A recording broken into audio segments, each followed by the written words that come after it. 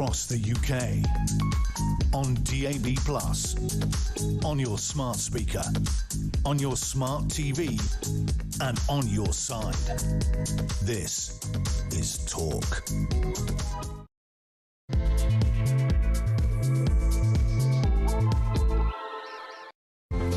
Good afternoon. Welcome to the home of common sense. So much to get through this afternoon. Thank you to Julia. She is, of course, back tomorrow right here. No, she's not. She's back on Monday at the home of common sense. This afternoon, police forces face calls to scrap positive discrimination policies after, of course, those claims around poor Henry Novak that was failed by two-tier policing. But the National Black Police Association is warning this argument could take policing back decades. So what is it, two-tier policing? Does it exist?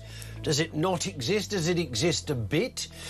What is your assessment on two-tier policing?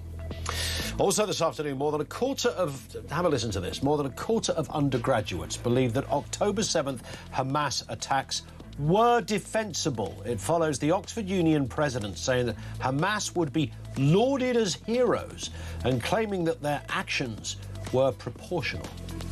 I don't understand how you even keep your place at university if you think that kind of tripe. And dangerous tripe. And those pesky 20-mile-an-hour speed limits are back on the agenda. Government advisors want more of them on our roads. Yeah, they love it. They can't explain why. They just love the idea of it. Isn't it a bit green? Bring it on, they say. Details to come. Everything you need to know. All the breaking news right here on Talk 0344 499 1000. I'm deeply fascinated by this issue of two-tier policing. And sadly, the backdrop of this recent discussion on this, of course, is all too apparent to everyone. We know what has happened and we know what has reignited this discussion. Supporters of the claim, two-tier policing, argue that the police treat different groups differently depending on race, religion, political affiliation or the nature of a protest. Critics point to instances where they believe right-wing demonstrators have faced a tougher response than other groups and argue that public confidence is being undermined by perceived inconsistency. That's kind of the polite way to put it. I have to say, I think it's demonstrably true. Right? I don't think you need a PhD to see that there have been differences. And that's not just the question here.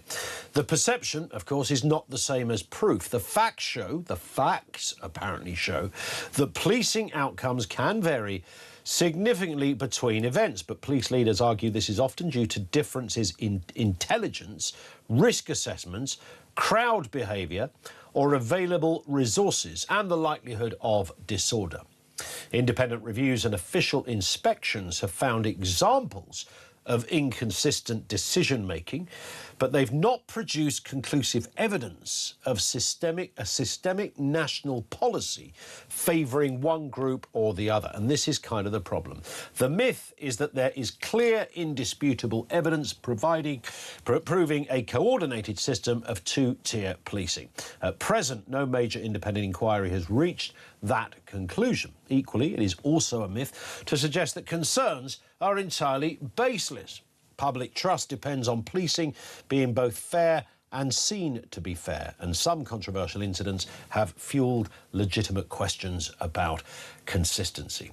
But there is something going on here. We know this. When the NPCC, the National Police Chief Council, says producing equality of policing outcomes for people from different ethnic groups by responding to individuals and communities according to their specific needs. I don't know how, I'm a reasonably intelligent bloke, I don't know how else to interpret that other than there is at least, and this is being generous, a suggestion of a different approach to some groups than to other groups. Would that not be two-tier? And now Chief Inspector Andy George, he's the president of the National Black Police Association, has said that false claims that officers are biased against white people could be taking policing back to the 1960s. He said bogus claims from politicians such as Nigel Farage and far-right activists that policing is biased against whites could set back efforts to end systemic, long-standing prejudice against black people. Which one is it? 0344 499 1000. Ultimately, the strongest conclusion supported by the evidence is that there are examples of uneven policing decisions, but not solid proof of a deliberate nationwide system of two-tier policing in the UK. When you look at the world we are in, and we will not, I guess, know until we have full inquiries and the IOPC have done their investigation into the officers connected with the arrest of the case where Henry Novak lost his life. Those officers may say, I've never been on a diversity course. I wouldn't even know what one was if it jumped out of a cab with a name badge on it. No, I'd never... Nope, just turned up to an incident. I assessed it, as it turned out, incorrectly, but I genuinely... There was nothing to do with the fact there was a brown guy, there was a... We will probably never know the full answer to that. We might get some of it. Does two-tier policing exist? 0344 499 1000. Let's get a word with Peter Barnes, political strategist, with us and a regular, of course, on the programme.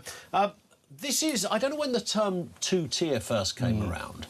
And it, of course, helpfully rhymed with Keir. Yes, I think that rather helps. As did so many things. Yeah, it's a really unfortunate name for a Prime Minister with a lot of problems. Yes. Free Keir,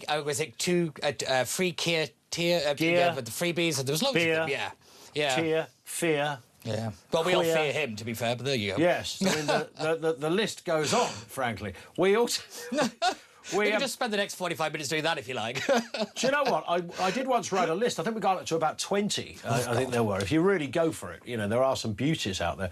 Of course, when Thatcher took away the milk, Snatcher rhymed with Thatcher. When Ted Short, the Labour Education Secretary, took away the milk, before Thatcher, which nobody ever talks about. It didn't rhyme, though, that was the problem. Didn't rhyme with anything, His name was Orange or something like that. Exactly, yeah, Short, exactly. Short, Ted Short, the milk thief. Didn't work. Doesn't work, does it? No. Thatcher, Snatcher, Keir, Tier. Yeah, the two-tier thing. I am always aware, by the way, whenever we talk about this, there'll be a lot of black listeners listening to this who'll go, are you serious? Two-tier... I'll tell you what two-tier policing looks like. We've been pulled over disproportionately more times than any other group, and you're banging on about getting a tap on the shoulder at a Tommy Robinson protest. I'm sorry, we know what two-tier policing feels like. So, yeah, 100%. There's always that argument. Yeah.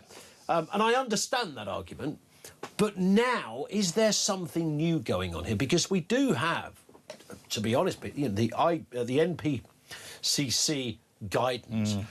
I've tried to read this 1,000 different ways. It seems to suggest treat some communities differently. It does. It's the entire purpose of it. The update, which came out in March last year, was specifically about improving community relations and all this kind of, you know, nice corporate speak that doesn't mean anything, but as we've just seen, it has deadly consequences. You're so right to bring this up, though, because what I actually think has happened is that a lot of people who aren't used to being in a minority have suddenly learned what it feels like to be in one. In other words, like you said, the black community, the gay community, lots of different people, the groups in the country have had a history with the police that hasn't been great, and they have a hangover from it, and for some, it still exists. And I think what people are really angry about, and I think underneath it is fear, is that if there is a problem and you have to ring the police, there now may be a chance you're not going to get a fair shake of the situation. And I think that is what is driving a lot of this, actually, is that people have now suddenly realised that the person who is sent to help you might not be there to help you at the end of the day. And I think this is the bit that where trust in the police and the kind of the idea of policing by consent is hanging on by a thread, because it is all about making sure that the people that are there to help do it without fear or favour. That was from Robert Peel way back in the 1800s. That clean out the window. Doesn't exist anymore because of that action plan. You're so right. You can read it as many ways as you like.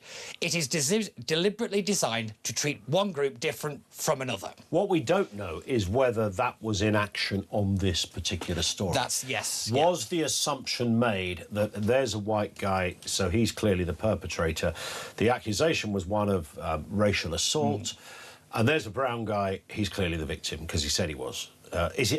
Is it just as simple as that? I think... Or did the police make a decision based on the I think it's actually worse than that, because the accusation was fabricated. The police believed a lie. Yeah. That's the bit that I think people have not really kind of hooked in on. But they would say they didn't know it was a lie.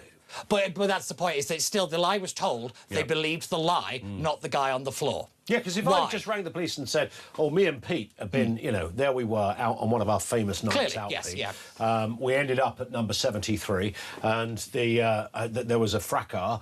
Pete has beaten me up." Yeah. Now, if the police turned up and there was no evidence that I'd been beaten up, I don't know whether I would be able to. Normally, make that the person stick, that's done the racial abusing is not on the floor. Yeah. Again, this is where the common sense comes in. This is where is it a training thing and the kind of the bias, but also it could be were the police officers too scared to confront the people about it being a lie. But, you know, because they could lose their jobs, be accused of racism. Is that a factor in it, that we've self-censored? I think that's a huge thing now. I just think that maybe since George Floyd, which again, on any other day of the week, would just be a kind of an episode of a really weird, odd, culty, dark satire drama. Yes, yeah. That a bloke with a bit of a criminal rap sheet going. Yeah. I know that's not relevant. Nobody wanted somebody to die. But the ramifications and the ripple, it wasn't even a ripple effect, it was a tsunami effect that happened not just across the States, right across the world. Here in the United Kingdom, where when people were protesting, and I mean, it was largely peaceful, but there were pockets of, like there was in Southampton, just small minorities, etc., as I keep saying. But nobody condemned that. No politician. Sadiq Khan gave it a free pass. It was actually the reverse. Starmer got on his knee, Yeah, if you tried to bring up the violence, you were condemned. Yes. I find, again, this is why the hypocrisy and the double standard is what has got everybody very, very angry, because it is undeniable now. And I have to hold it in when we talk about this, because I genuinely... Because every now and again there is a subject where you think, I know I'm right about this. I know that there isn't another view. These are demonstrable facts. Things were treated differently, certainly from what we saw in Southampton as an example. And we'll come on to some of that in a moment, because Elon Musk has got involved, of course. But what I find curious is that to me seems to be the tipping point where everybody bought into the idea. You know, you had people on those marches for George Floyd walking around as if the United Kingdom was like Johannesburg in 1972. Or you know, the deep south of America in 1962. I mean, it was almost like this was sort of Mississippi burning territory. It's like, really? What are you talking about? I remember two young girls giving an interview to the Daily Mail, two young black girls saying, you know, you'd have no idea. When we go out at night, we have no idea whether we're going to get killed by the police. It's like, really? And they printed that. I don't think there's an example of that ever happening. I'm going to say the similarity I always draw is with the Sarah Everard situation. Yes. Do you remember how we talked about that for 10 minutes and then it went on to something completely different? That is what I fear is going to happen here. That Henry's death is not going to be the pivotal moment that it should be, where we actually fix something. We continue to use the situation as a weapon in a bigger argument that we're never going to settle because we don't want to settle the argument. I sense that it is really from that. I don't even know whether some police officers would have even needed much training on this. When they talk about, police officers are being pumped with almost left-wing propaganda so that we can get a better equality of outcomes. I don't even think it needs to be said. It's just all around people. I think officers are just thinking, you know, I'm going to probably on balance leave this alone. Because otherwise I'm going to get accused of racism. And that's going to mean, if nothing else, even if I'm innocent of it, it'll stick. I'll be off work for 6 months while they investigate me. I'm just going to leave it alone. So I don't know whether the police have created this or whether the kind of wider political environment, the ecosystem that we live within, has kind of just put it there. It is a plague on all your houses. Then it's informed every institution. Every single one. Because the example I use is Chris Carver. Sadiq Khan weaponised that situation, demonised him. He was found, you know, innocent. He continued to berate the guy and use him as a political weapon for his own ends. So again, you can't... I do feel sorry for the police in these situations, because we're supposed to, you know, defend them when we need to and criticise when we need to, and everybody's got their own agendas and all the rest of it. We have to remember this is about an 18-year-old kid that should not have been in that situation. It should never happen again. I want solutions. I'm sick of blaming each other.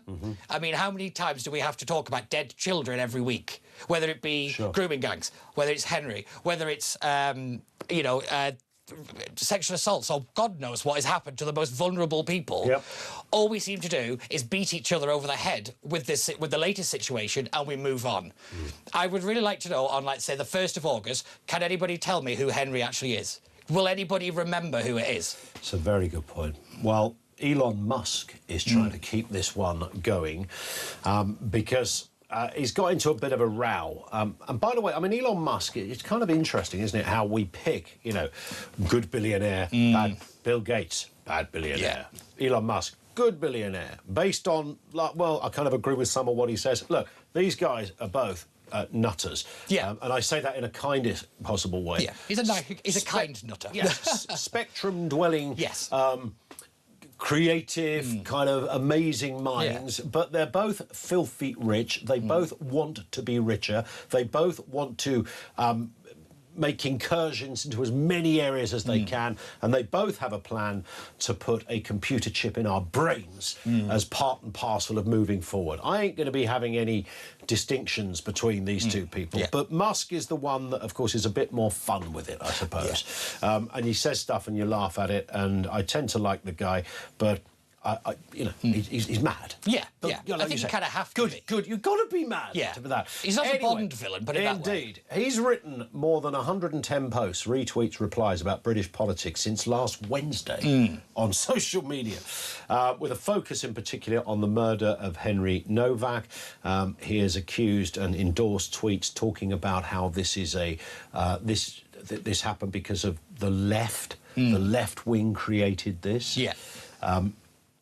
All sorts of issues. Keir Starmer has now kind of waded in response. Let's have a listen to what the Prime Minister said earlier today. Look, we need to also assert who we are as a country, because Musk, again, has been interfering in our politics in the last few days, trying to whip up division. That is not who we are in Britain. In Britain, we are reasonable, tolerant people.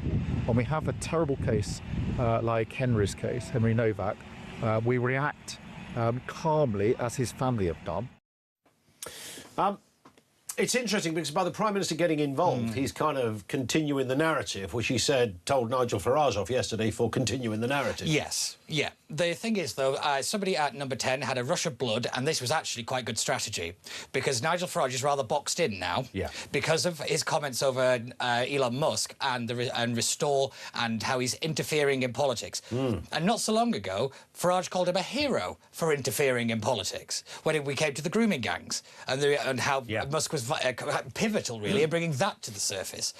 You know, you can't really say that he's great on something, terrible on something else, and, you know, it always looks like whenever he's on my side, he's brilliant. When he's not on my side, he's terrible. That is blatant hypocrisy, and it's electioneering and politicking with a very delicate situation. He feels he's got a big, you know, concern about this. Of all the things he's put on Twitter over the past week, more than a third of his posts are about British politics, which is, you know, considering he's living in the United States, which even on a good day is a bit of a basket case when it comes to the comings and goings of Capitol Hill.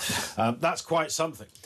We'll take some calls on this 03444991000. Everything we've just touched on with Peter there, including that question, does two-tier policing exist? How do you... Because I don't think it's a straightforward question as such. I don't even think there's a straightforward answer. What do you think's going on? I think we hit the nail on the head in that little chat we had there with Peter Barnes. Your thoughts, 03444991000.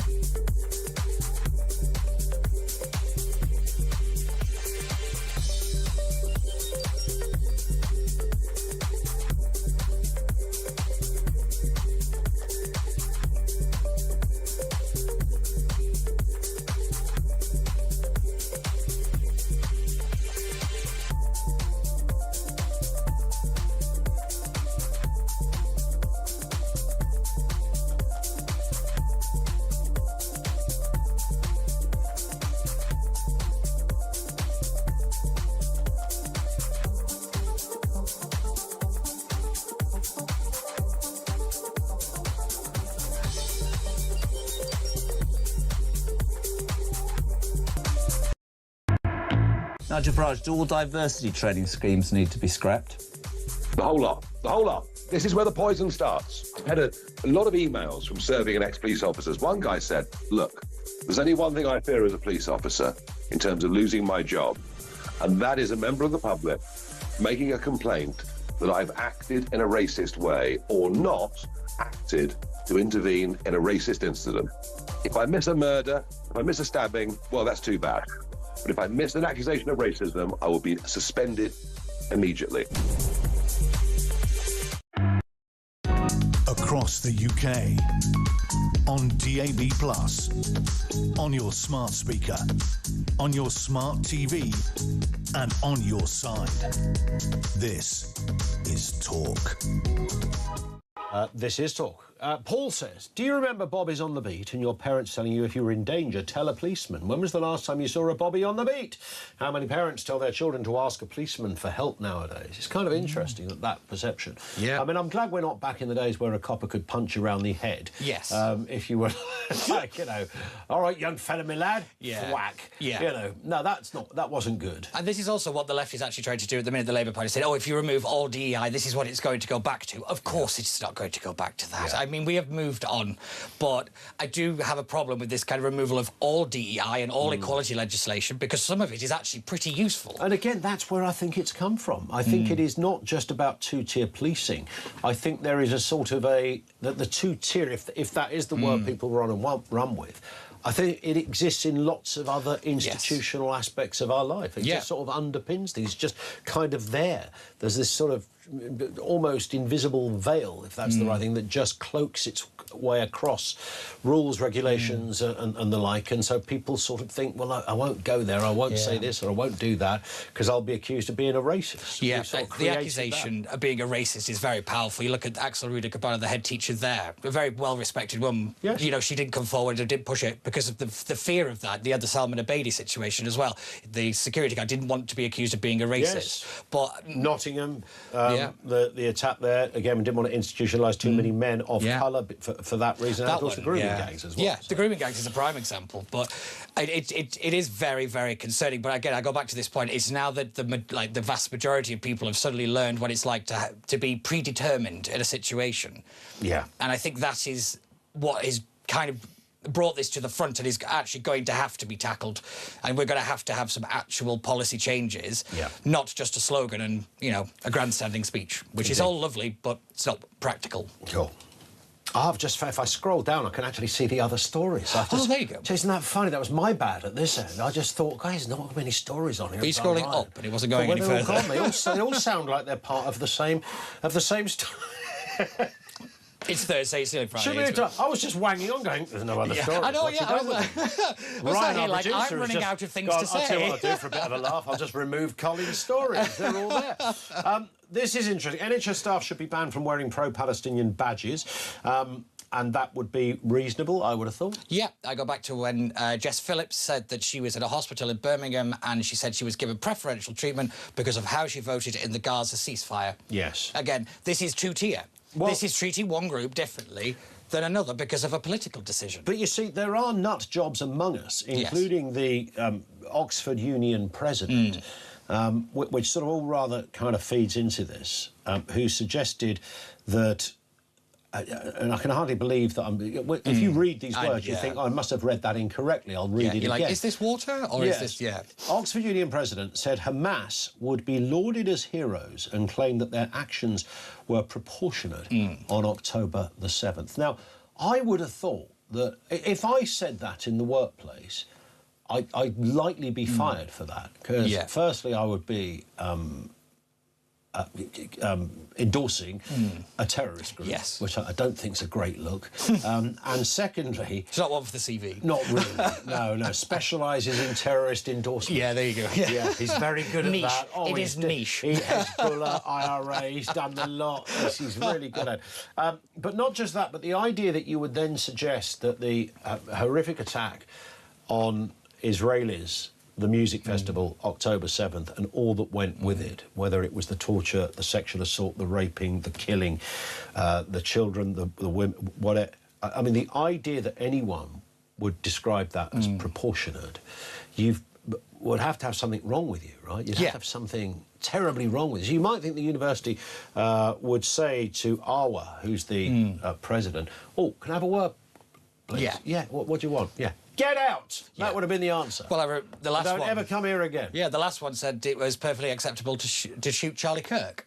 Yes, Yeah, that's right. again, there's a long history of this, but my theory is This always... is the Oxford Union. You'd like to think you'd get a better class of dodgepot, wouldn't you? Well, you'd think so. At least, double-barrel name or something. But the problem I have is when people start saying that she should be banned from saying it. I like that she said this, because now we know what she's like. Well, that's true. That's my thing. Yes. Is if you just suppress someone's speech, you don't get rid of the opinion. That's you a just good push point. it underground. Yep. And it can actually become more powerful and more destructive. What you do is you put them in the spotlight and you make them defend it. I've never been a fan of any kind of speech regulation. I'm a free speech absolutist. You can be as awful as you like, because I know not to go near you. A society will ostracise you itself. It doesn't need the law to do it. Sure. And when, again, just to feed into that, the NHS staff wearing pro-Palestinian badges, I mean, which is, I think, incredibly inflammatory, because if I see somebody wearing something like that, I assume it to be as much anti-Israel as it is pro-Palestine, etc. I know the place doesn't technically exist, but you take my point. I think it comes with a lot of weighted implications. Yeah, not everybody who criticises Israel is anti-Semitic, but most people who are anti-Semitic criticise Israel. It's one of those rather... It's kind of like the mask has slipped too many times for these people for us to not really talk about the way that they behave and all this kind of stuff. But again, why are we surprised? We had the Smart Rally, the head of the Met Police. He said that the Nazi flag needed context. From river to the sea didn't mean extermination of an entire people. We had the guy with October 7, literally on the back of a football shirt. We've still yet to arrest him because in a city of over 500,000 cameras, we can't find him. No. I mean. Find my car when there's a congestion charge. Oh yeah, they're really good at that. But this is again the two-tier. It is the kind of we put resources into one, we don't put it into the other, and then when one group says, "Well, wait a minute," you call them far right, you demonise them, because what you actually don't want to happen is your hypocrisy brought to the front. Finally. Make 20-mile-an-hour speed limits default in urban areas, say government advisors. Safety charity tells MPs that a blanket restriction would be cheaper to implement than council schemes, because council schemes doing a bit of this and a bit of that, and that road isn't, and this council isn't doing it, and then you move into another borough, which is another council, and they've got it for... Just make it 20 mile an hour across the board. Nobody really knows why. That's my problem with this. Oh, yeah. They always say, well, do you know what? Since we put the 20-mile-an-hour thing in on that road over there, no one has died. And then you go, well, that's very impressive. Until you look that, for the previous 12 years, nobody died on that road when it was a 30-mile-an-hour road. So that doesn't quite wash. Where do you continue with this? If that is the argument, if that's the sort of the scaffolding of your argument on this, then, well, you'd make it 10 miles an hour, wouldn't you? Yeah, so the point is that's the facade, not the scaffolding. The real argument is it's a money maker.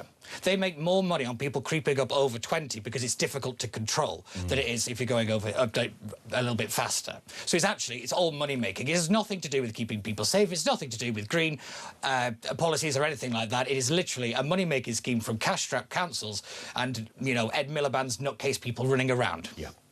Spot on. And on that point, we Ed Miliband in that last sentence. Yeah. I love that. You've got to get him in.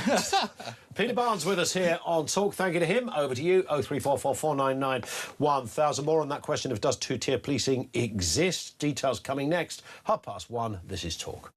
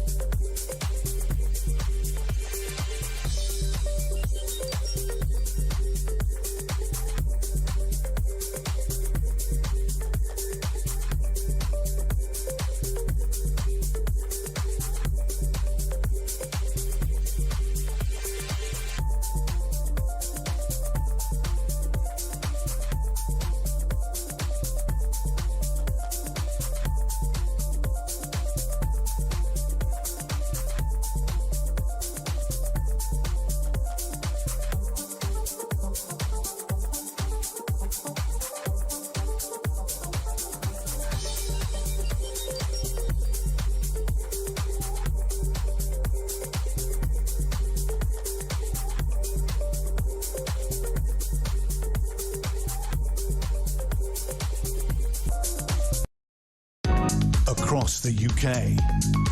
On DAB+, on your smart speaker, on your smart TV, and on your side. This is Talk. It is Talk. 0344 499 1000. Is Keir Starmer stupid for going for Elon Musk? This is going to cause more division and pylons, says Becca. Yeah, well, Musk has got a kind of... Elon, go on, Elon. You tell it like it is, my son. I don't think Elon Musk really cares. I don't think he'd hang out with many of the people that he purports to endorse. But he's a bit of fun. The problem is he's got, like, 200 billion trillion followers, and he's a powerful, rich, influential man by dint of his status, his wealth, and his impact of owning a massive social media platform. So if you're Keir Starmer, firstly, just don't go there on that basis. But secondly, don't get involved. I mean, Musk does. He's done it with Trump, hasn't he? Did it with Nigel Farage. Don't vote for Nigel Farage. Remember that? You know, he's not the right person for the job. He did all of that. He's kind of all over the show. 0344 499 1000. Now, police forces are calling to scrap positive discrimination policies after Henry Novak was failed by what is being called two-tier policing. The teenage student's murder has sparked national outrage after he was arrested, of course. We know the story, and handcuffed as he lay dying, while his killer was treated as a victim by officers. I know we played you a little bit of this yesterday. It's worth having another listen. Nigel Farage raising this very point in PMQs yesterday. It is now clear to growing millions in this country that we're living under two-tier policing. The instructions that are given to police officers from police bosses are clear and written down in ink. It says you must treat different ethnic groups in different ways. It's interesting I mean, there is literally... that is written down by the NPCC. We'll talk to Chris Hobbs, former police officer, in just a moment. Jennifer Nadal is a political commentator, co-founder of the think tank Compassion in Politics. What a world we live in, Jennifer, to be talking about compassion in politics. It's a bear pit out there right now for lots of different reasons, so fair play and full house points to try to put some understanding in it. On this particular issue, however, two-tier policing, it's been talked about for a couple of years now. It's now come to the forefront for obvious reasons. What is your initial take on this? I think that a terrible incident and a terrible tragedy is being used to try and create a false narrative, and that false narrative is that it's now white people who are being discriminated against. And it's callous, it's divisive, and it's very, very dangerous. And Farage's words have consequences. Those words, I'm sorry, I've just got a phone ring. Farage's words have real consequences. We saw him call for a cold rage, then we see people out protesting, causing criminal damage and committing offences on the streets of Southampton. And it's very similar to what happened after the terrible killings, the Southport murders. Politicians, right-wing, the far right, tried to use this to stir up division and to create this fake narrative, which is that white people are being persecuted. Now, what happened to Henry Novak is a terrible tragedy, and we clearly see that what needed to happen didn't happen. But to extrapolate from that the whole of policing is now racist is nonsense, and it goes against the data. The data shows that black people are 3.8 times more likely to be stopped in the street than white people. And the reason those codes exist is to try to unpick some of the endemic racism that was found after the Stephen Lawrence inquiry, institutionally racist. But that isn't the same. But with respect, Jennifer, that's not quite the same thing, is it? We would all understand that you need to unpick areas where there is a disproportionality based on nothing at all. If that is the case, then everybody wants to see that go. But the argument seems to be you don't achieve that by then saying, I tell you what we're going to do, we'll start ignoring some criminality as a result of that so that we can kind of even up the outcomes. And the suggestion with this case, just to finish the point, the suggestion with this case is that, and we don't fully know because there'll be inquiries, is that officers attend a scene such as this and they are now hardwired to believe he's the perpetrator, he's the victim, despite the fact that the perpetrator is laying on the ground unconscious and can't breathe. Nonetheless, that's the way we'll deal with it. Officers were responding to what they had been told, that there had been a racial incident. What they didn't do, and as you're absolutely right, we'll find out in the inquiry, what they didn't do was use their intelligence. They didn't show compassion, they didn't show curiosity, they didn't show concern. And we will, once the inquiry because they thought they were dealing with a mad racist. They thought that they were because they'd been told that this is the situation. Always believe that narrative. Well, I don't think that's true at all. I think I'm not saying in this case we know that for a fact, but that is the suggestion. We don't know it, but to take one case and extrapolate from there that this is happening all over the country is absolute nonsense. It has to be investigated. It's wrong. It's an absolute tragedy and it's scandalous. But to then take that scandal and that heartbreak that the family is feeling and use it to try and drive forward a far-right agenda that is causing far right, though, isn't it?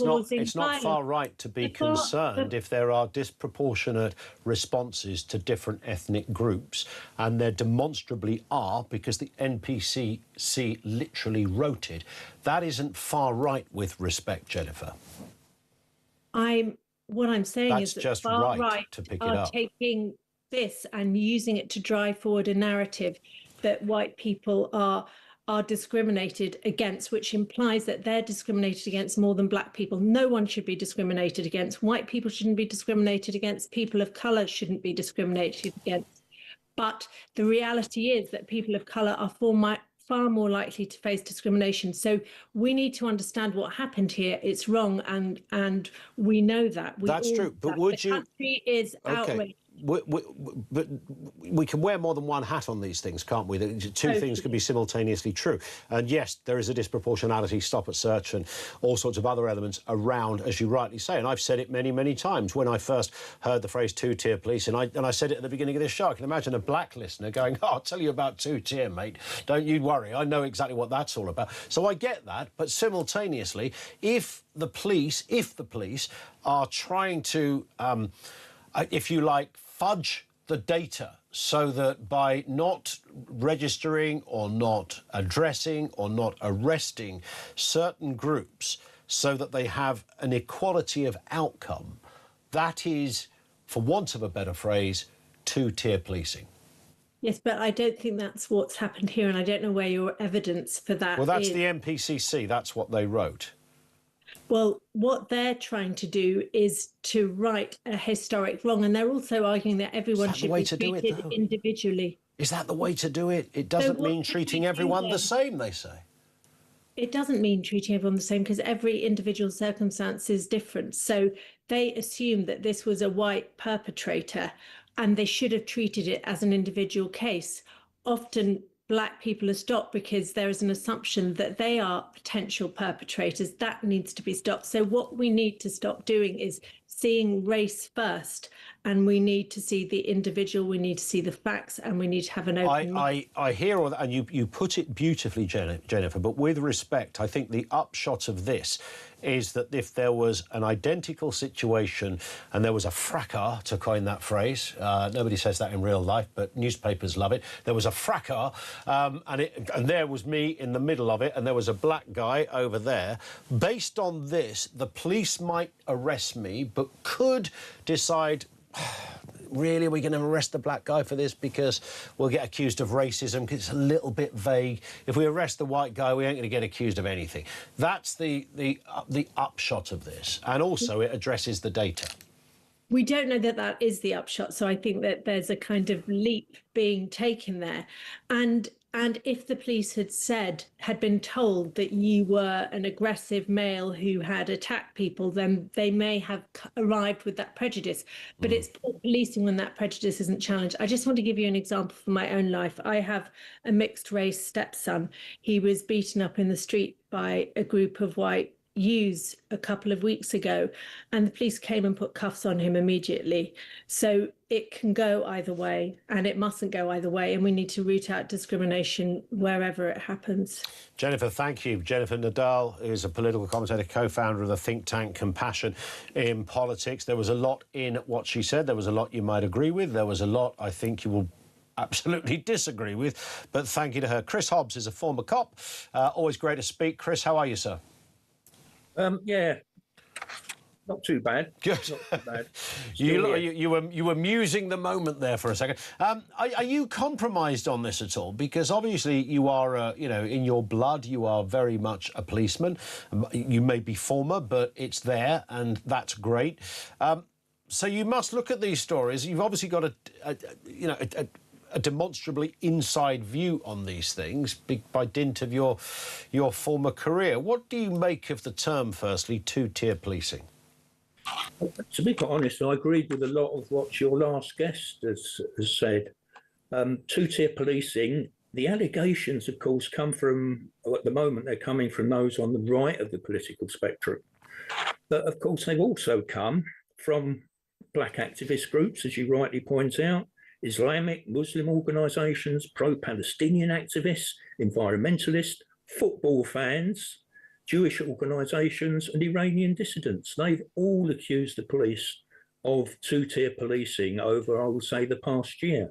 So it's a phrase that can be easily thrown about. One little stat I think that you might be interested in, which I looked up yesterday, is the fact that the prison population, now, if it's two-tier policing, you wouldn't necessarily expect Muslim men to be disproportionately represented in our prisons. Mm-hmm. And if you look at the young offenders institutions and secure accommodations, there you've got young black youths, men, being incarcerated there at a far greater rate than their white counterparts. So you've got allegations of two-tier police. This is true, but I suppose what we also have some pretty firm evidence, really, Chris, on where there are some industrial-sized stories. Grooming gangs would be one, where it appears there was a lack of interest in not just a lack of interest in following things up, but actually a deliberate effort to cover things up based on people thinking, well, I better not say anything, I'll be accused of being racist. There was we know in Nottingham, the murders in Nottingham, where they didn't want to have too many black guys with violent issues because it became an over-representation. We know that in Southport, the teacher, Ruda Bakana, had said, this guy is dangerous, and she was told she was stereotyping because she was talking about a black kid with a knife. We know in Manchester, where the Manchester Arena bombing, where the security guard didn't want to point out the brown guy with the rucksack, even though he was looking suspicious, not because he was brown, not because he just had a rucksack, but everything about him was weird. But the fact that he was brown was enough for him to go, I don't want to report it, I might be accused of racism. It's all of that, isn't it, that informs this totally understandable belief that not just the police, but the system has gone horribly wrong. Yeah, I mean, my concern obviously is with the police. You made the point about grooming gangs, and that's a perfectly valid point. But it's also worth pointing out that really started to come to light in 2014. Since then, of course, hundreds of grooming gang, I'll use the term members loosely, have been arrested for historical offences. So the stuff they thought they got away with, they are being nicked for, and they are going to prison for. So, yeah, terrible mistakes made then, as we possibly saw a terrible, terrible mistake being made with poor Henry. Yeah. But I think on balance, if you look at policing, and that's obviously what I'm concerned with, when these officers go out on the streets and do an incredibly difficult job that is becoming more difficult to the extent that police are now hemorrhaging out of the police service, you start to think, something's wrong somewhere. And part of it, I think you're right, is that police officers, if they're working in certain parts of the country, may sort of hesitate and don't want to get complaints, for example, about stop and search. If they stop and search someone in the street and that person kicks off and there's a complaint, then of course that officer is going to be under the microscope for months and maybe years. But I think when they turn up at the scene of absolute chaos, probably more chaotic than we saw in this particular incident, then it is without fear or favour. They just want to sort out what's going on, arrest the bad guy and look after the victim. And there are hundreds of cases where police have gone to stabbings, shootings, where someone wants to commit suicide and it's at the top of a high building, where police officers get there, they have to assess what the problem is there a risk to them or to the victim, and then they get on with the business of saving that person's life. And police emergency life support skills have increased massively since Stephen, you remember him, Stephen, because they didn't find the wound that eventually killed him.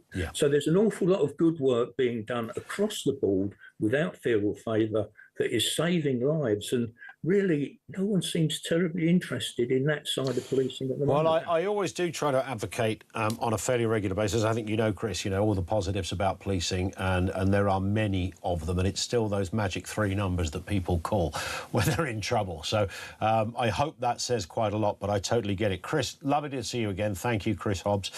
He's a former cop. Lots to get through from you. 0344 499 1000. I think just in that, 20 minutes, half an hour, we've sort of built this picture that's a bit more nuanced than just going, yes, there is, or no, there isn't. There's some stuff in the middle. For stop and search, fear of stopping and searching some people, protests when it's kind of easier. I don't think the police would catch a black kid shoplifting red-handed and go, let's let him go, he's a black kid. Oh, there's a white kid, let's arrest him. I don't think that is happening, and the numbers don't bear that out.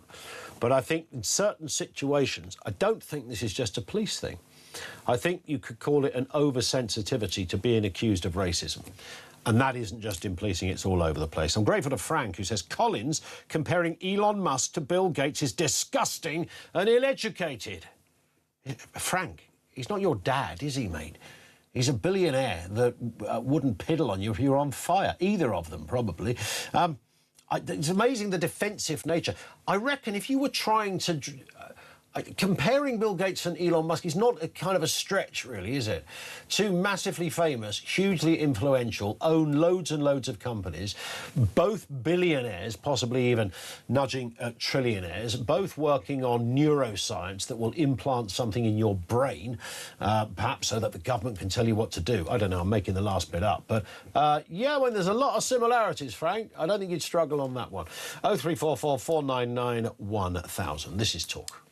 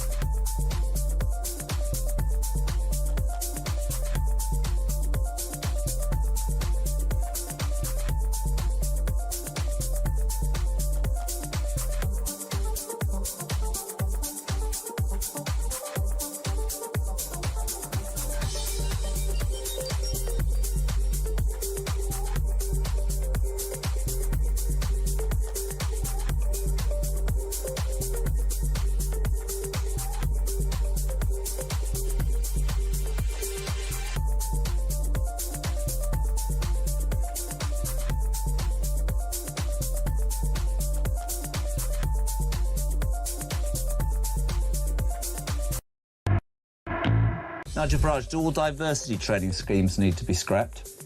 The whole lot. The whole lot. This is where the poison starts. I've had a lot of emails from serving and ex-police officers. One guy said, look, there's only one thing I fear as a police officer in terms of losing my job, and that is a member of the public making a complaint that I've acted in a racist way or not acted to intervene in a racist incident.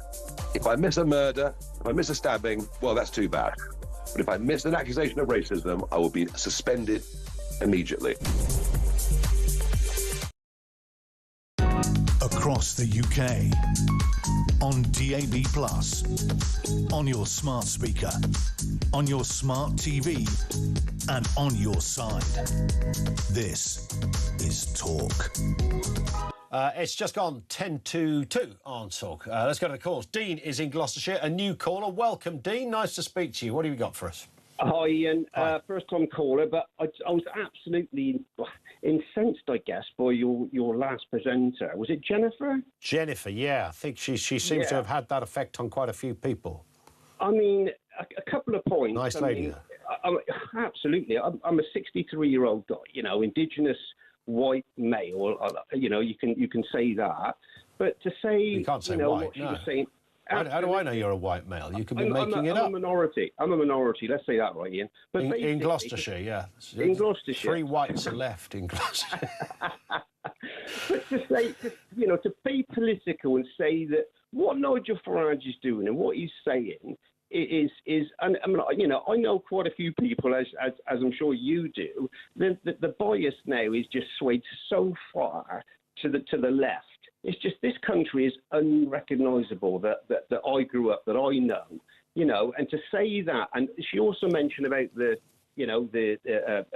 black people and they're more likely to be prosecuted. Well, it's data, it's facts that the majority of crimes are committed by blacks. It's not being prejudiced. That's just the data. Well, I think there are, and look, I think there are. If you look at that data table, I'm not trying to kind of be all PC here. Different crimes are, like child sex abuse, for example, is statistically proportionately more white members of the family. But grooming gangs is not. So you have all these different kind of groups. But there are definitely over-representation of certain groups in jail, which is the point that I think our last guest, the police officer, made. I think it's just the fact that it's just this woke left-wing ideology about people and how they should act and what they should do, and it's all coming from one man, and that's Mr. Starmer, and we're sick of it. Yeah, but this was there before, though, wasn't it, Dean? I mean, we've been banging on about this for ages. Yeah, but has he even had time? He's hardly put his shoes under the desk and he's going to be kicked out, isn't he? So I don't know what that means, because Andy Burnham could come along, or someone else, of course, and it might get a whole lot worse. It may do, but I mean, since that guy's been in, this is just my opinion. Like I said, a 63-year-old guy from Gloucestershire who's paid his taxes, he's done his dues, it works hard every day.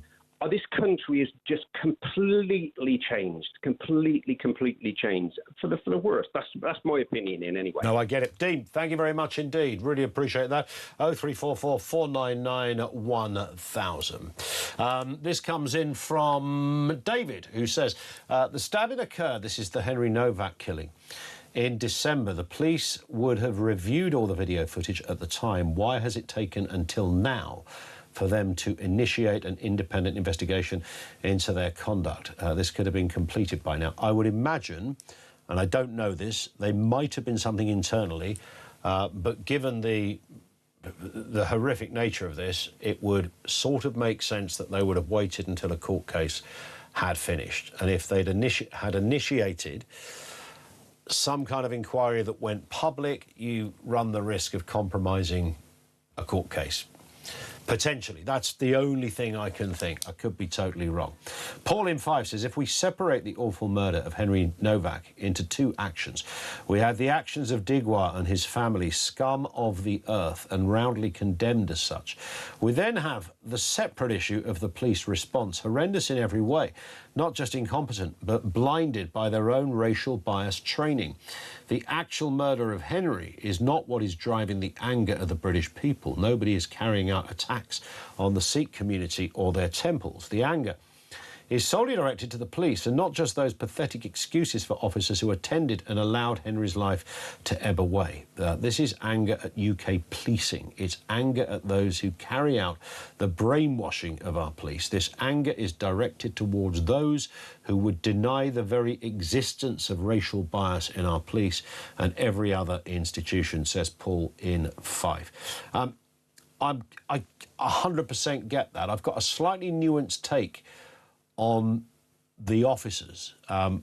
We will never know. I mean, as I said at the beginning, the officer that we saw on this harrowing video, who, by the way, is not brutal, he's not aggressive, he's pretty neutral to Henry. I'm not trying to give the man house points, I'm merely pointing out a fact. It may turn out he's never been on a racial bias training course, doesn't know anything about one. He reacted to what he thought he should react to. Now, did he do that because of the world we live in, where you are forced to go, oh, God, brown guy with a turban, or used to have a turban until it was ripped off, which probably was his own brother that did it, as we now know. So, therefore, I will treat the crime in this way. Is it that? It wouldn't have been many years ago that it would have been the other way round. You know, that kind, is it... Was that happening? Or did the officer and officers just get it wrong, or just respond to the report they had? 0344 499 1000. Does two-tier policing exist? Lines are open. This is Talk.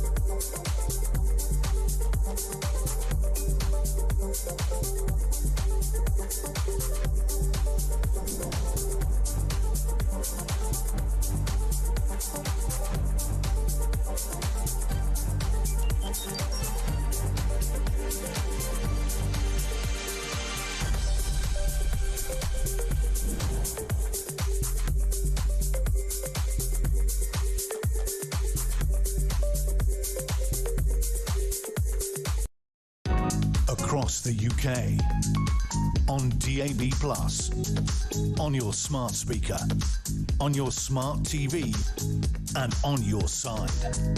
This is Talk.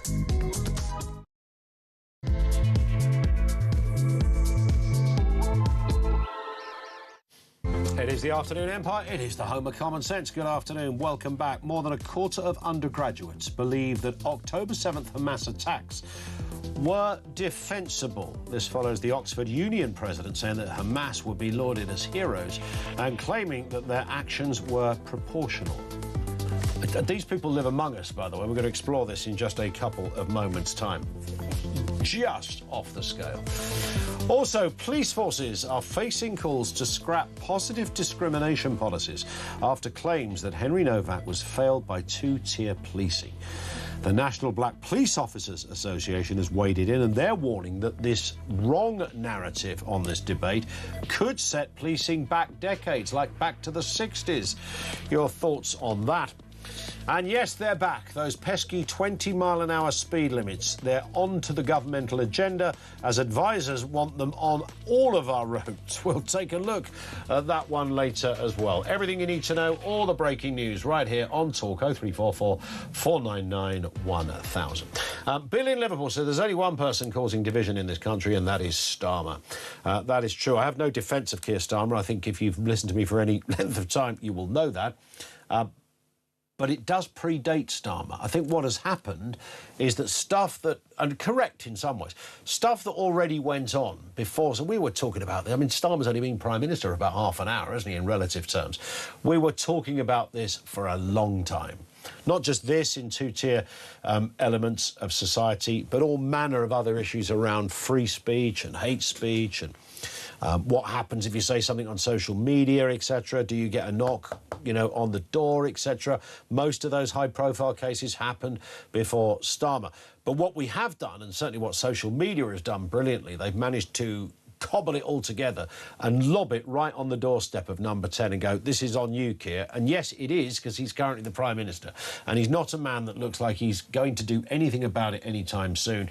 And that's mostly because, and I can say this with confidence, he doesn't care about this kind of stuff. He thinks it's invented. He thinks it's just sort of scummy people that have these views. And if you have views on hate speech, etc., or have views on stuff that's been interpreted as hate speech, then you're probably a right-wing nut job. And that is absolutely Keir Starmer's position. That's the nuts and bolts of his neurological thinking, the mechanics of his mind, the cogwheels as they whirl, think this stuff. It's in his DNA, his backstory, the human rights lawyer. He is up to his neck in this kind of thinking. So whilst he didn't initiate most of this, in fact, in some respects, if any of it, he's embraced it and has done nothing to alleviate it. 0344 499 1000. And when he glibly stands there at Prime Minister's Question Time, when Nigel Farage asks a question about two-tier policing, I mean, he would do, just reminding me a little bit of Southport and his response on that. He could have had two responses. He could have said, look, I don't buy into it in the way the honourable gentleman does. However, I can see there's a problem. I can see there's an issue. I'm going to do my best to look in. Why didn't he just say that? Then we'd have thought, this fella's on our side. And then they scratch their head and go, why is another party leading in the polls? That'll be a reason, Keir. That'll be a reason, fella. 0344 499 1000. And here's another curious story. The Oxford University is facing fresh calls to investigate comments made by the Oxford Union president about the October 7th attacks. These were the Hamas attacks, the terrorist attacks. Awa El Rais told a private WhatsApp group that it was quite rich to act shocked at Hamas's actions, but said the group would be lauded as heroes. It comes as a new survey suggests that more than 1 in 4 undergraduates believe the Hamas 7th attacks were defensible.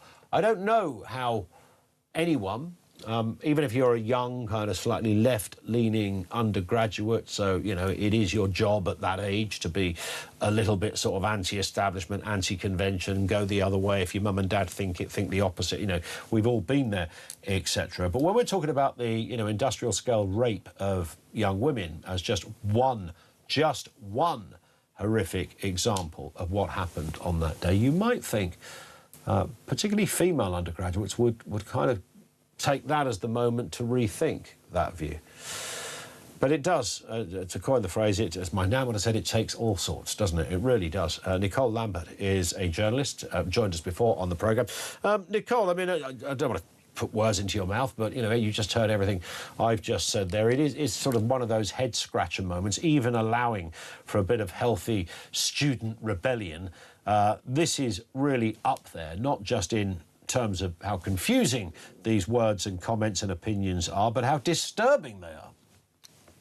Well, yes, but actually, in some ways, what was more disturbing was actually after October 7, we saw a number of university lecturers celebrating. So that's the kind of atmosphere that our children, our young people are in at universities, where the indoctrination is coming, yes, from other undergraduates or from other students, but also from the lecturers themselves. So in some ways, it's not surprising at all. The UAE has actually stopped sponsoring its students to come over to Britain because they say that they will be radicalized in British universities. I mean, that really is something, isn't it? That you have the UAE, not exactly the bastion of human rights and equality in any other respect, are suggesting that the UK is too dangerous. Yeah, and this is serious because what they're saying is UAE and a lot of these other Muslim countries, they understand Islamic extremism in a way that we appear to just simply ignore it. So they can see the danger in it, while we are sleepwalking through it. So that is the problem. Our children, they're being radicalized, not just to kind of stupid opinions, which of course students have always thought on universities. I certainly did.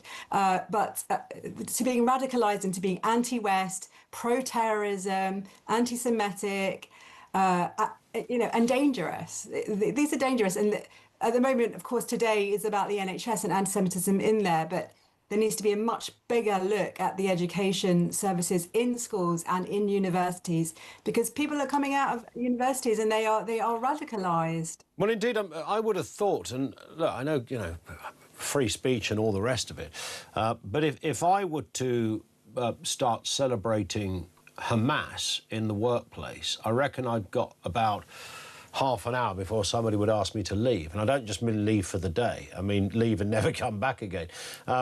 It's kind of interesting that a campus has this kind of rather twisted free pass on stuff like this. Well, of course, there's a free speech argument that's particularly pertinent on campus, but it goes hand in hand with the whole safe spaces on campus, the fact that they won't often have, that they will, if any kind of pro-Israeli comes onto campus, they are hounded off. And at the same time, free speech should have limits, and support for Hamas is one of them. But then it also, I would say, there's no surprise when you've got people that work for the BBC, for BBC Arabic, also celebrating October 7. So that's another place where they're learning it. But I would say, particularly with the younger people, they're not getting the news so much from the BBC, but from social media. And that is an absolute cesspit of this kind of behaviour, and also of just generalised anti-Semitism, the whole manosphere. It's the kind of more conspiratorial, right-wing anti-Semitism, and they are learning all sorts. My son is an undergraduate; he's just finished his first year at university, and he's been faced with what we kind of guessed he would have, which is anti-Zionism, kind of hatred towards Israel and hatred towards Zionists, but also just people saying Jews around the world and stuff like that. And these are people at some of the best universities in the country. Yeah. It's funny how those old tropes do sort of pass through the generations and are used in the most kind of rabid way. And also a sort of form of, I know this comes back to a separate subject, the Badil book, Jews Don't Count. It's kind of in that ballpark, isn't it? It's like, I can say this to your son, he's a Jew, it's fine, I can say this. You would never ever feel you had such a green light with a black person or a disabled person or a gay person. But here's a Jew. I can talk. You're a Zionist because you like Israel. All of that stuff. Zionist used as a pejorative. Yeah, and it's coming from our TV, but also particularly from the politics. A lot of these young students, they absolutely love the Greens, and they have had so many anti-Semites. I think there's investigations into at least 25 of them. They obsess about Zionism, and they tried to pass a few months ago a motion, Zionism is racism. They will try and pass it again after the summer at their conference. And so it's coming from the mainstream, and then it's affecting students on our campuses. And we have to see this as it's way past just anti-Semitism, which is of course bad enough in itself, but it's anti-Western, and it's dangerous. It's radicalizing groups of people into hating their own country. Yeah, spot on. Nicole, great to have you on again. Thank you. Nicole Lampert, the journalist on that curious story coming out of Oxford University. The October 7th attacker, Hamas would be lauded as heroes. I mean, I'm not clutching my pearls on this, going, oh, because it doesn't sort of surprise me that some people would think that. It disappoints me that people would think that, and it disappoints me more so because I have a sort of slightly, as somebody that didn't go to university, but somebody who still has that old-fashioned view that, you know, you hold universities in high esteem because everyone, when I was a kid, if somebody went to university, they went there because they were the brightest of the bright. And then you've got the next tier up, the global level of Oxford, Cambridge, Edinburgh, in universities such as that are right up there, where students travel across the globe to go to. You think if you go there, then you really are somewhere else. And it just shows you that when it comes to idiocy, there is no, there's no, like confirmation bias, I suppose. It's not related to intelligence or class or any of those things. You see it in sport quite a lot. Of course he didn't foul him, ref. Even though you can see on Match of the Day, your player kicked somebody right in the goolies. No, his leg just went up. Yeah, that's the foul. No, but he didn't foul it. No, he literally fouled. You can see it on the screen. He didn't foul him. And you see this and you think, does that really happen? Yeah, it does happen. It really does happen. If you actually go to a match and see it in action, it's even more pronounced. Sometimes it's a bit of fun because you secretly know that your man has snuck in a sneaky little left foot in the place it was to the wrong ball, shall we say. So it happens in that way, which is a bit more innocent, but it happens in politics. You know, people do jump into sort of really bizarre places and you can't believe your fellow humans actually do it.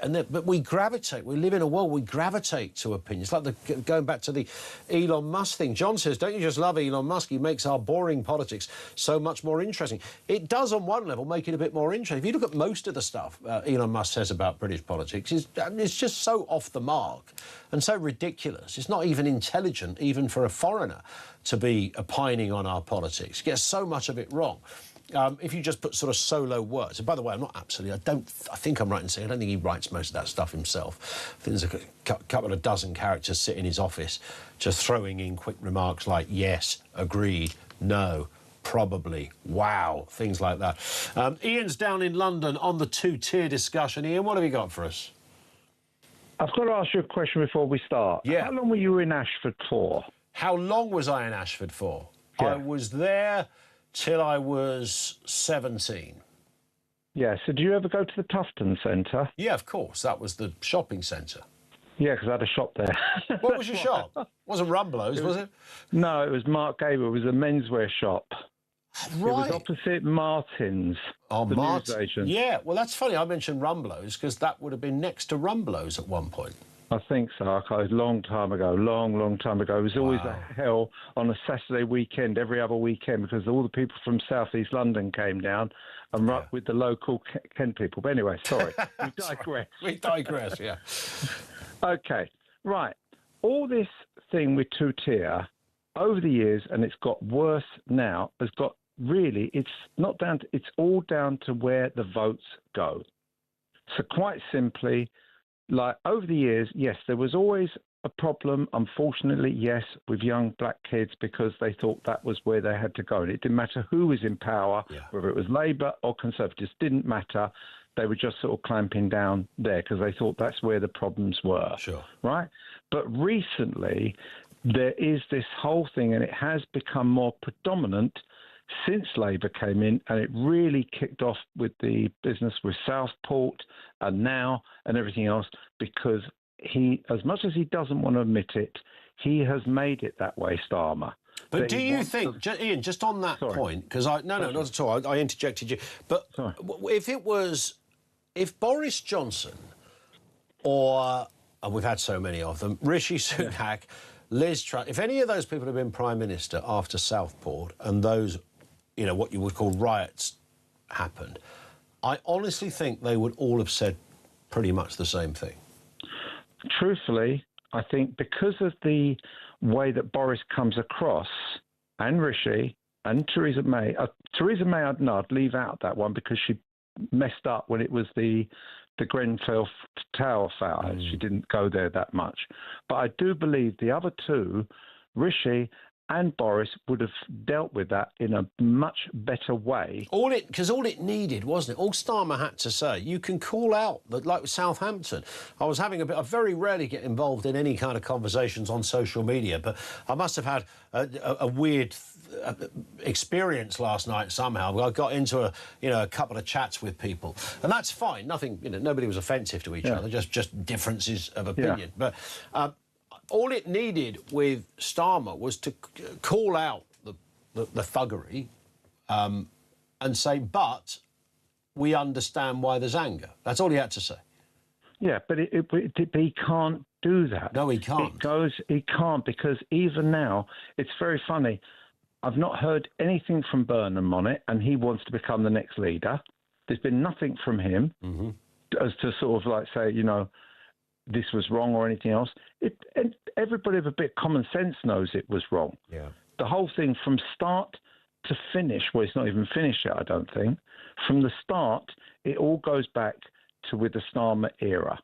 It goes back to Bob Villan. Nothing was done with the police then. With kneecap, nothing was ever done. And it's just carried on and carried on. Today it's coming out with the anti-Semitism with the NHS. And this is the same thing. But haven't we always had that, though, in different ways? I mean, the Bob Villan, the kneecap stuff, all that came around because, of course, of Israel being in the news. So that's not Starmer's fault. It just happened to be there. I doubt whether number 10 sort of made a sneaky call and went, yeah, don't nick him for this, it's fine. Yeah, but by the same fact, you say don't nick him for it, but he could have said, I've got to do something. There's the whole thing with the pro-Pally marches. There's all this other thing going on with the Grande bombing, right, a couple of years ago. I've got to do something to show you can't get away with it. You can't condone people wanting to do that. And because of that... And it's the same, yeah, you're right. But what's happened there is that you've got Starmer literally doing what we're now all accusing the police of doing, right? It's a two-tier approach. It's not... Look, the nearest I can get to on this, the average, if I speak to a copper, they will often say to me, when we see a group of black lads on a street corner at 4 a.m, they're about 13 years old, where you think, hang on, it's a school night, what are you even doing up, let alone out?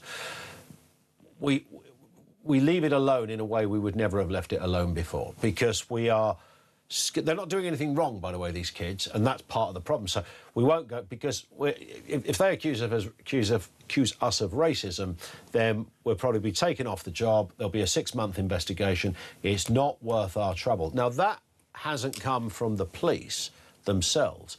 It's come from a sort of wider narrative, Ian, across institutions, that everybody is scared of being called a racist. Yeah, because it's the same thing. Do you remember a couple of years ago there was the whole thing on the Southend Pier front where there were gangs with machetes and all this stuff kicking off, right? And it's not... At one time it would always be, going back to the Mods and Rockers, it was down at Brighton, yes, it was white gangs against white gangs.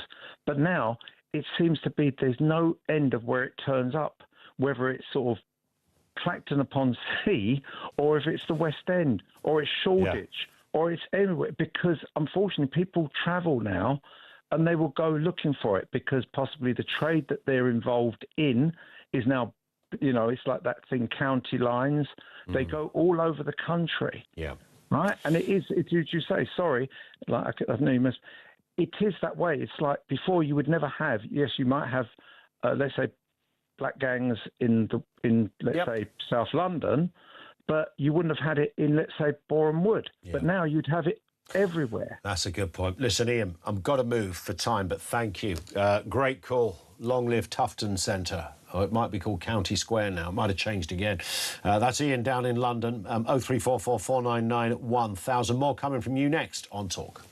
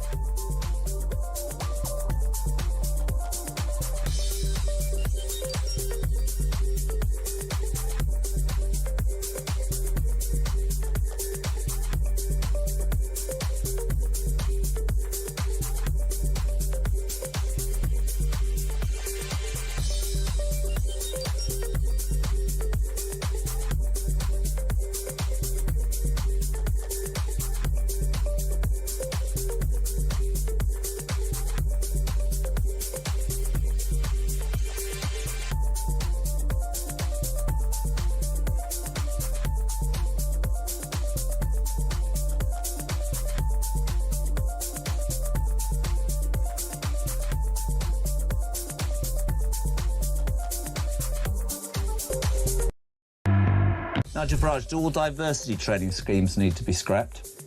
The whole lot. The whole lot. This is where the poison starts. I had a lot of emails from serving and ex-police officers. One guy said, look, there's only one thing I fear as a police officer in terms of losing my job, and that is a member of the public making a complaint that I've acted in a racist way or not acted to intervene in a racist incident.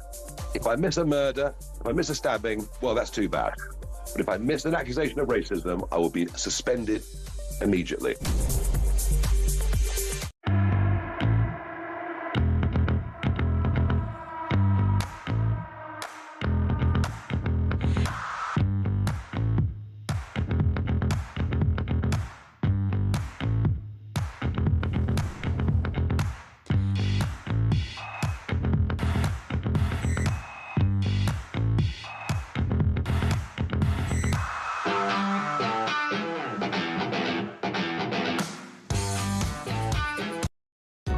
Across the UK, on DAB+, on your smart speaker, on your smart TV, and on your side.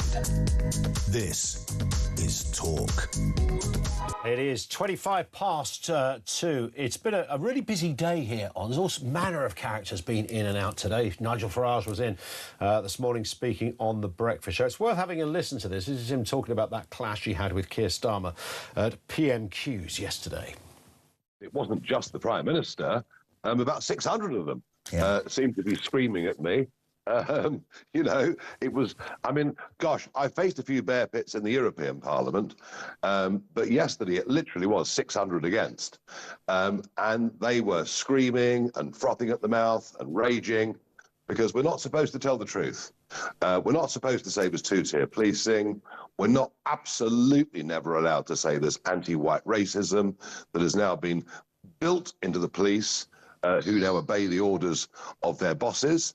It was interesting, as the session ended, Gregory Campbell, who's a veteran Ulster-Unionist MP, he walked past my seat. He said, "You've lost the House, but I've no doubt you've won the country." In all the years I've been doing, 35 years I've been doing this, I've never seen a moment when most of mainstream media and most of mainstream politics was more out of touch with the country than over this issue. Quite extraordinary.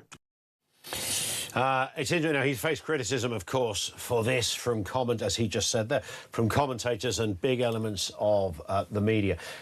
Keir Starmer can't get his head around it. Kemi Badenoch sort of says she's got her head around it. I'm not suggesting that everything... in fact, I think Nigel could have asked that same question and possibly... I mean, he talked about the discrimination point being there in black and white.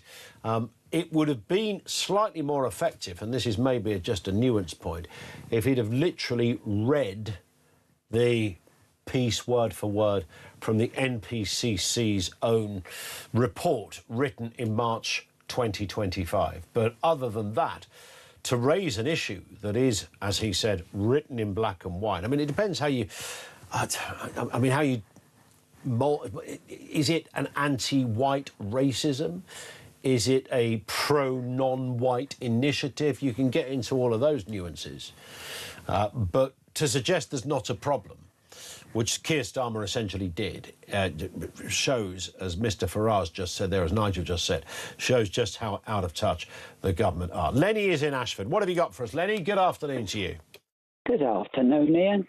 Well, I'd normally agree with nearly 95% that you say. Mm-hmm. But your monologue regarding Starmer, I couldn't agree with a lot what you said in that. OK, what was the area that I kind of parted company here, Lenny?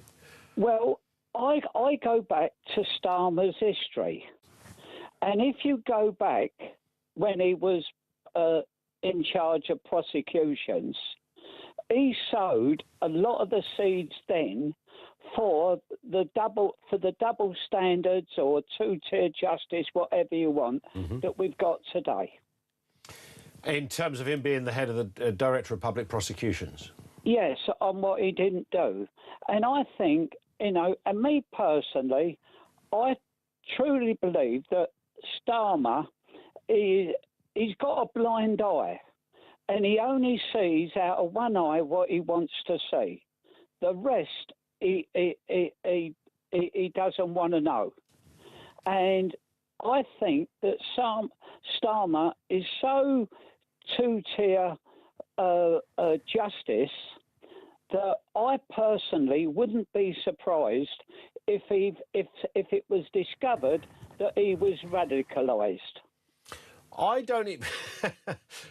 do you know, I don't even think it's as deep as that. I don't even think he needs to make those decisions. I don't think he has to consider it because it's already in his... If you're a human rights lawyer, then you're cut from a certain cloth, right? And that's fine. You know, we need lawyers of all types, defence, prosecution, those that specialise in violence, those that specialise in law, those that specialise in contracts, those that specialise in human rights. I get that. That's great. I wonder whether if by dint of going into that profession, Lenny, it's just in you. So when somebody raises, wants to have a discussion with you about riots in Southport, and no one's going to defend rioters who injured police officers, nobody's going to defend toothless simpletons who went around smashing stuff up when they didn't really know much about anything. They just thought, oh, it's a good time to have a scrap. I don't even know whether they were left-wing or right-wing or who they were, for God's sake. So no one's going to defend that. But the wider narrative that was, by the time Starmer spoke on it, that was out there, which was about deep concern of immigration, I think he believes that's a right-wing point or an extreme right-wing point, when it's not. It's just what most people, in my experience at least, are thinking. Well, he just can't get his head around that. No, well, I mean, Starmer...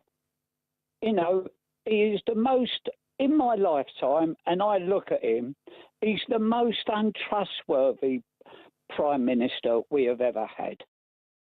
And I go back to Attlee. I was born when Attlee was Prime Minister. Wow. Was that 1816 or something, wasn't it? Yeah, not far from it, yeah, mate. Yeah, I heard of it, read about it in history. Yeah. But what it was, I mean, we all know that we don't get the true truth from politicians from day one. We all know that. But Starmer takes, he really pushes it to the extreme. Mm-hmm. And I've never known, and that is why he can't understand why he is so, disliked, is because basically his number one fault is most untrustworthy and doesn't want to know the truth. Do you think it's that? Do you think he doesn't want to know the truth, or he thinks he already does know the truth? I don't think he wants to know, because he is an intelligent man, right? He's obviously got to have a fair bit of intelligence. But to actually look at something that is there in front of you, even mathematically.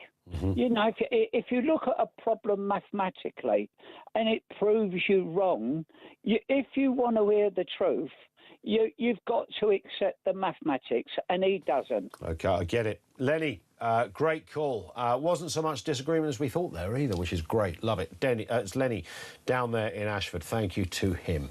Steve in Sheffield says Elon Musk should be free to comment on British politics. Isn't it true that two-tier free gear? Never hear Keir sent 100 people to campaign for Joe Biden's election campaign, says Steve. Yeah, but I think the Tories sent 100 to campaign for the Republic. That's actually quite normal, that bit, that they're usually past and present. And I don't think the leader necessarily... I think parties, just so left-wing parties in France will go and assist, and right-wing parties in France will go and... depending on who it is. Nonetheless, the whole thing of commenting on elections... I mean, when Obama commented on Brexit, he was roundly castigated for that. Keep out, Barack, it's nothing to do with you. And I think recently... I don't know if it was Nigel Farage or somebody from Reform who had a pop at Elon Musk for interfering in an up-and-coming by-election. It's so hard to follow the world when part of it now exists in the digital space on social media. Personally, I agree with Steve in Sheffield. I think I'm not that bothered about people from other countries commenting. I don't think anyone's going to be... I mean, if Macron said something about that, would your vote be swung based on what Macron said? Don't wait. 0344 499 1000. We're back with more from you coming next on Talk.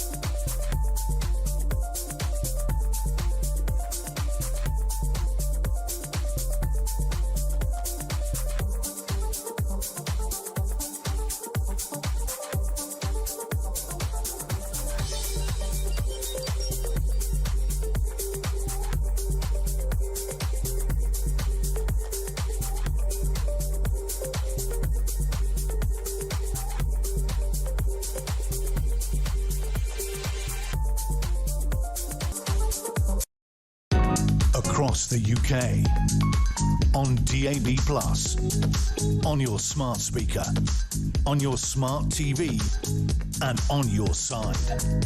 This is Talk.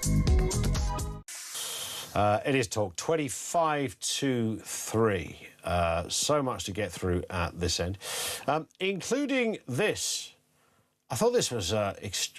maybe I shouldn't be surprised. I did think it was a bit extraordinary, though. The Prime Minister's Chief Secretary is under pressure after leaked WhatsApp messages showed him complaining about Cabinet colleagues and discussing his career with Lord Mandelson. This including after Mandelson was sacked, and remember, by this stage we knew quite a lot of the reason why he was sacked. Darren Jones messaged him and said, "Sorry about today." Earlier this week, Jones told MPs he no longer had access to some messages, funny that, raising concerns over whether senior government figures properly retained communications. Let's have a listen to what Mr. Jones said. Mr. Speaker, as the House is aware, the Metropolitan Police has also asked the Government to withhold some material in scope of the motion, which they considered could be prejudicial to their ongoing criminal investigation or any subsequent prosecution. This request remains in place, and I'm very grateful again to the Chair of the Public Administration and Constitutional Affairs Committee, with whom we have also shared this information in order to provide additional accountability of the Government's actions. Darren Jones. Let's speak with James Mathewson, former Labour Party spokesman. What is it, do you think, James? I can only imagine that Darren Jones had been so sufficiently mesmerised by this curious kind of, well, as we now know, sort of fake wizardry that sits around Mandelson. And this amazing sort of myth that this man is brilliant, stick with him because ultimately he's the one to stick with. It sounds like Darren Jones, he's a very intelligent man, very slick and educated at the dispatch box, but it sounds like he fell for it. Yeah, and he's not the first.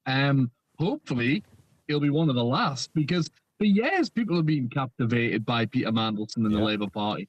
I mean, I think I've told you before, Ian, on this show that, I went to Labour conference events as a young man and heard other young people in the Labour movement espousing Mandelson, quoting him, even dressing like him. Some people, said, I remember a guy telling me in the Labour Party, This is how Peter Mandelson polishes his shoes. This is the shoe polish he uses. Really? So I use this shoe polish. So a lot of people have fallen for it over the years. I'm amazed that Darren Jones has been stupid enough, because he's a very clever operator and indeed had his own 10-year plan for the leadership of the Labour Party, apparently. I'm surprised that he would allow himself to message him after the fact, because it's been very clear since that sacking that Mandelson is just going to be more and more toxic as the time passes. It's interesting that even once you know, I mean, bearing in mind he was sacked, so there was a build-up to the sacking. We had a lot of information about the sacking. We know who Mandelson... I mean, it was it was a matter of public record before he was even appointed that he'd been messing around at Epstein's place and he was friends with his.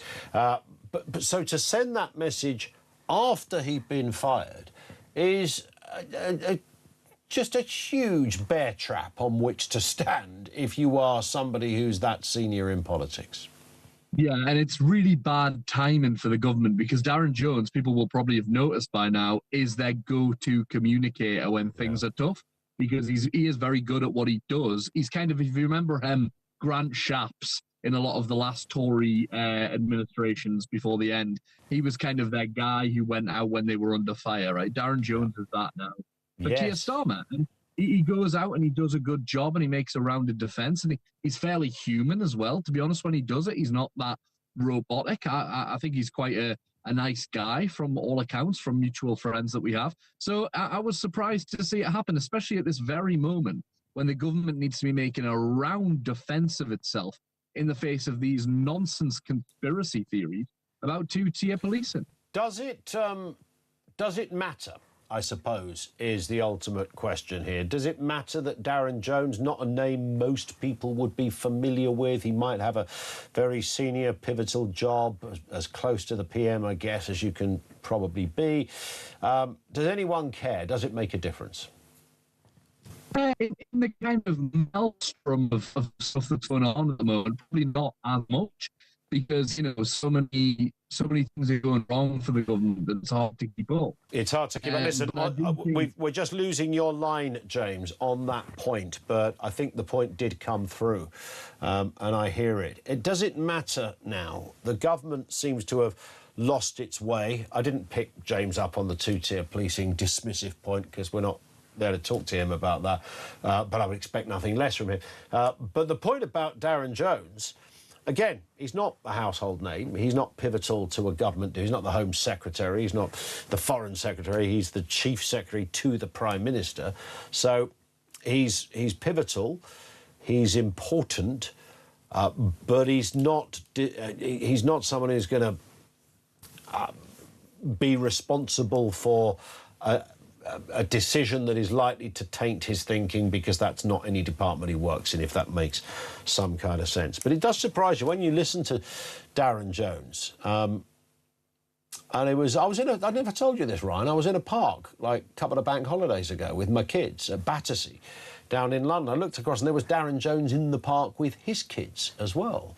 But what was funny about it is that, you know, I was there, I think, in a pair of shorts and a sweatshirt and some trainers, and Darren Jones was sort of wearing what he wears to Prime Minister's questions, which just looked a bit weird on a seesaw. Added to which he's 7'6". But probably, I get it, probably a rare day off in that world. I understand, probably legged it from Downing Street and thought, oh, I've got time to play with my kids for once. Does it matter? I think that's the point. I'm surprised somebody who's that bright, and he is sort of super clever, would make such a schoolboy error, bearing in mind why they'd got rid of Peter Mandelson.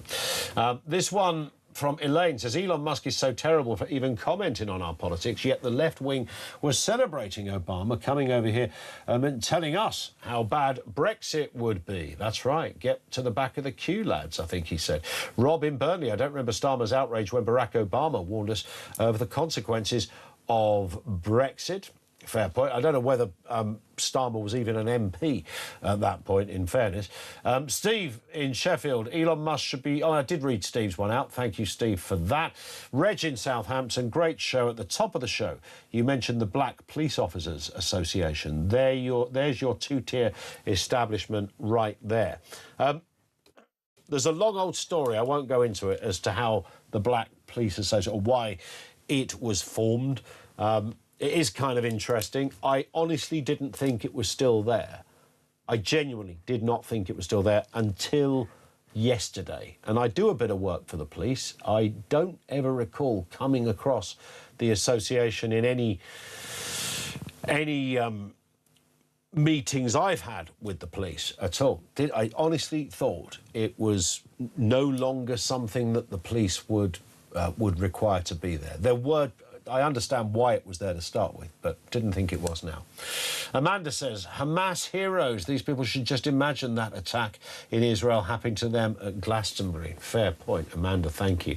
Sean's in Colchester. What have you got for us, Sean? Afternoon. Hi, yeah. Talking about the young lad that got stabbed to death. Yes. The thing that puzzles me is the guy got stabbed, the young lad got stabbed. Yeah. And the guy who stabbed him, his brother, phoned the police. Mm-hmm. And so at some point they've made a decision to say there's a racist attack. And how do they think that would be a good enough excuse to stab the lad? Because the police eventually will pick the boy Well, up. indeed. So you're saying even if there was I mean, yeah, how bad?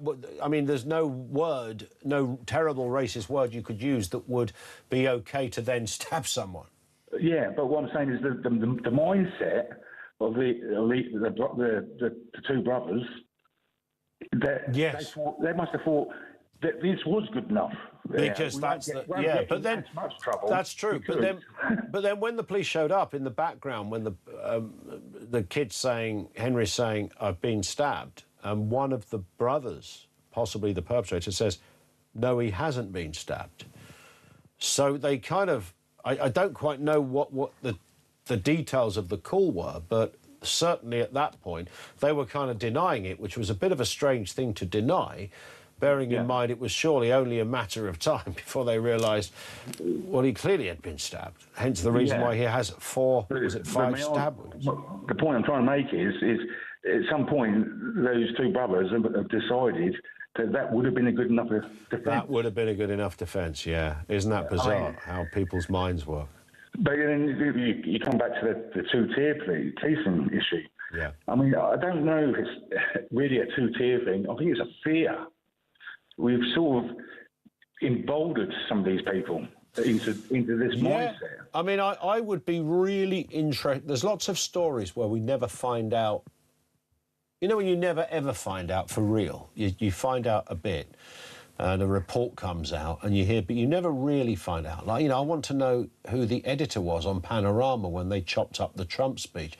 I genuinely want to know. No, I don't necessarily need a name, but I want to know the full details of how somebody sat there with a mouse and a computer and made that happen. And similarly with this, I want to know whether the police officer, in this case, Sean, genuinely turned up and his brain actually couldn't see beyond a brown victim and a white perpetrator.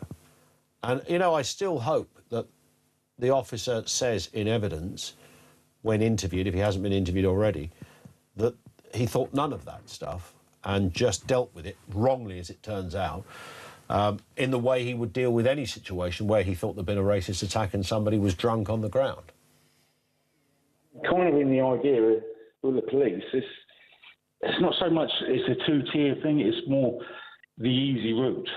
It's easier to the marches, let that go on. I mean, there is stories of, what happened with the airport brothers. What happened the next day? There was loads of Muslims outside the police station kicking off.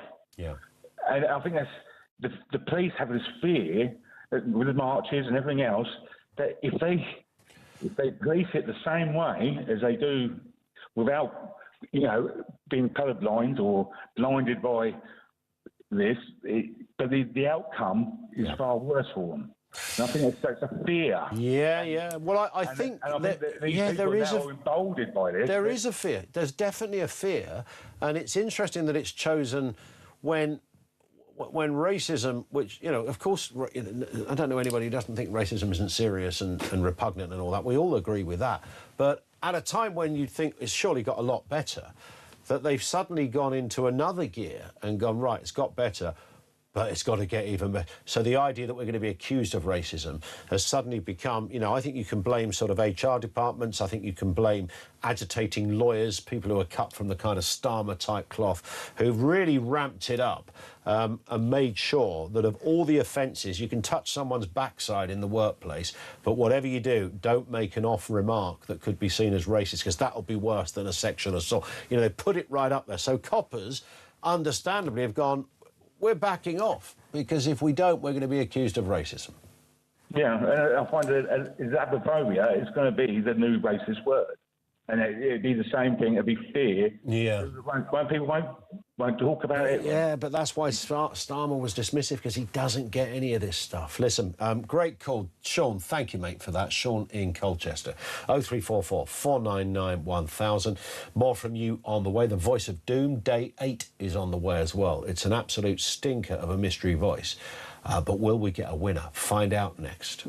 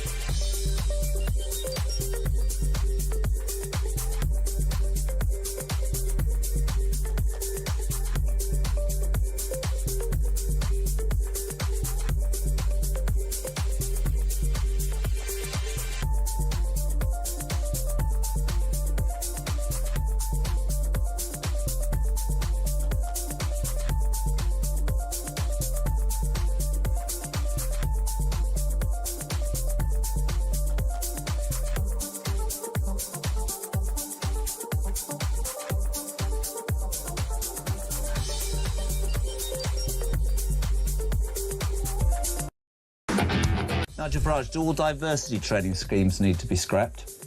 The whole lot. The whole lot. This is where the poison starts. I've had a lot of emails from serving and ex-police officers. One guy said, look, there's only one thing I fear as a police officer in terms of losing my job, and that is a member of the public making a complaint that I've acted in a racist way or not acted to intervene in a racist incident. If I miss a murder, if I miss a stabbing, well, that's too bad. But if I miss an accusation of racism, I will be suspended immediately.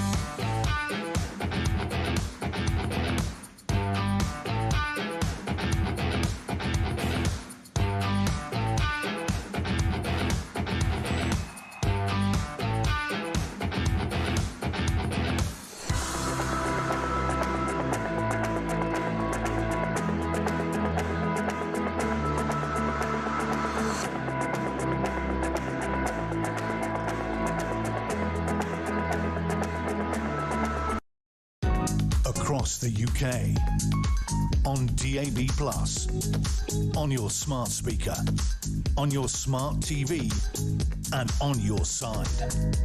This is Talk.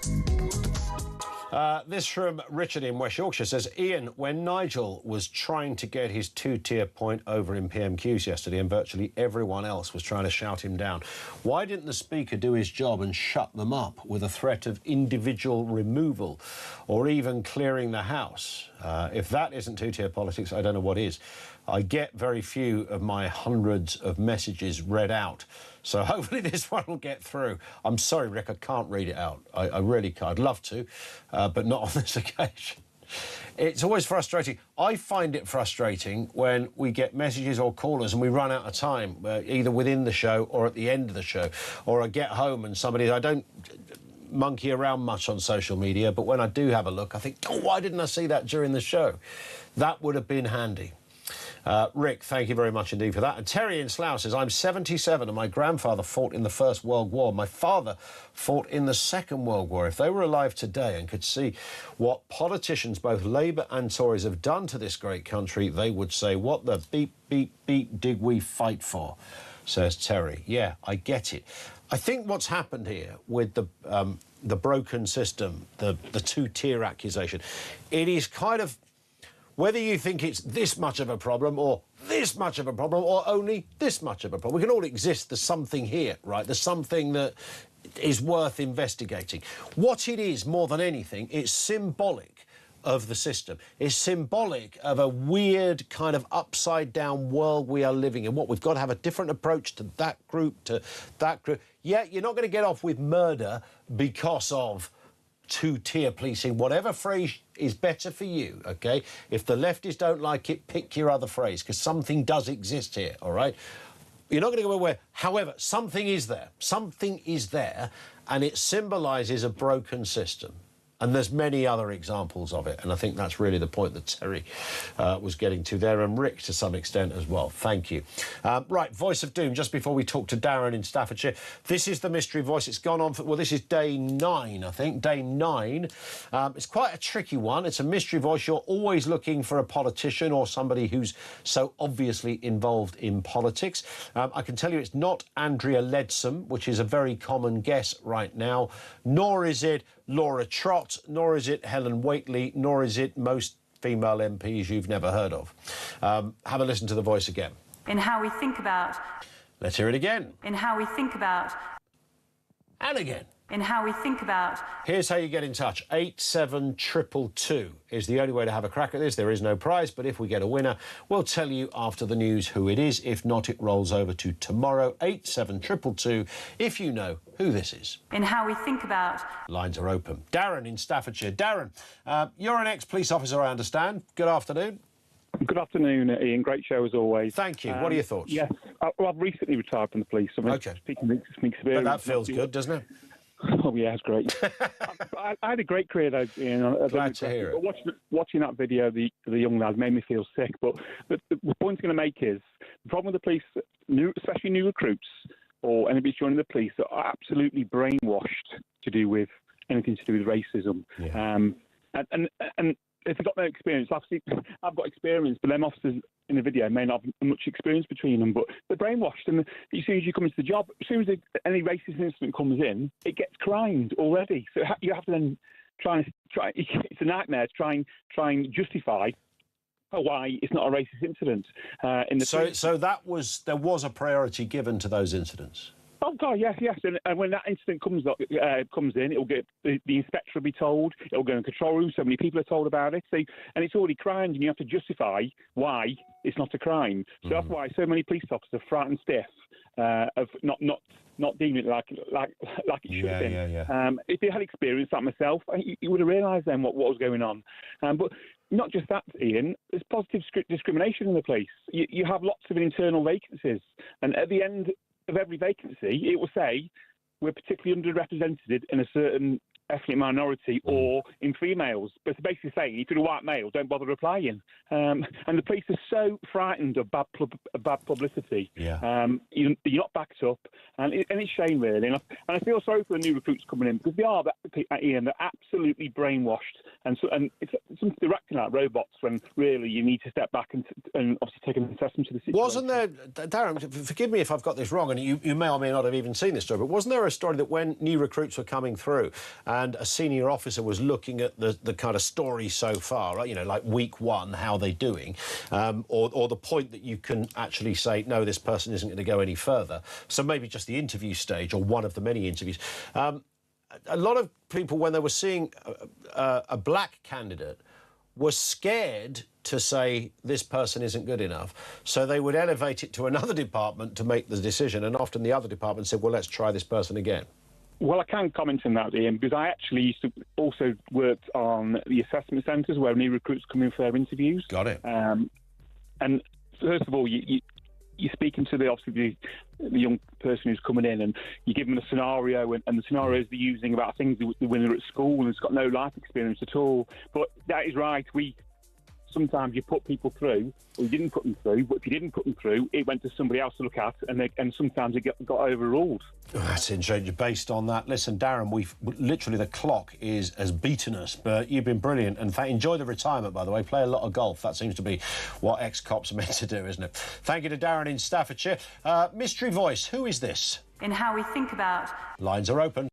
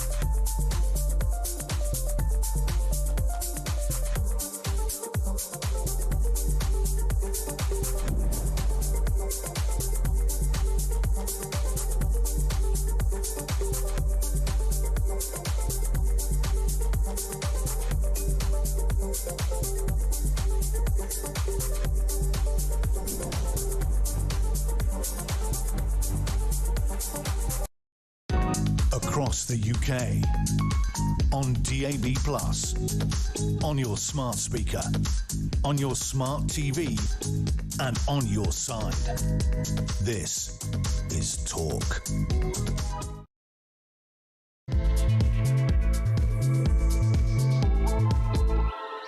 Afternoon, welcome back. It is the home of common sense. So those pesky 20-mile-an-hour speed limits are back on the agenda. Government advisors want more of them. This is what's wrong with this world. Why have they got advisors to tell them to get more of something nobody asked for and nobody wants? We're going to take a look at that in a moment. Also, Keir Starmer has gone to war with Elon Musk, accusing him of trying to whip up division over the murder of Henry Novak. The Prime Minister accused the tech billionaire of interfering in British politics and stressed that the grieving family had appealed for calm. I rather think that by Starmer joining in with even answering it, he's sort of doing the very thing he's attacking other people of doing. And more than a quarter of undergraduates believe that October 7th Hamas attacks were defensible. It follows the Oxford Union president saying that Hamas would be lauded as heroes and claiming that their actions on October the 7th, rape, pillage and murder, were proportional. Yeah. This person's been allowed to remain as... If I was running that place, I'd just kick them out. for crimes of idiocy, if nothing else. 0344 499 1000. Richard in Killamarsh says, where's Killamarsh? Where is Killamarsh?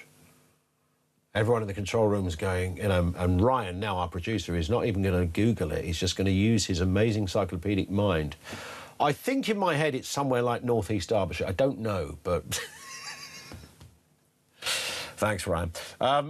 Richard says, I think that Keir Starmer and the rest of the government are using both the IOPC investigation and the statement by Henry's father as a shield to hide behind when questioned about the incident and the wider issue. Also, how can the IOPC investigate this matter when it is itself indoctrinated with the same woke nonsense?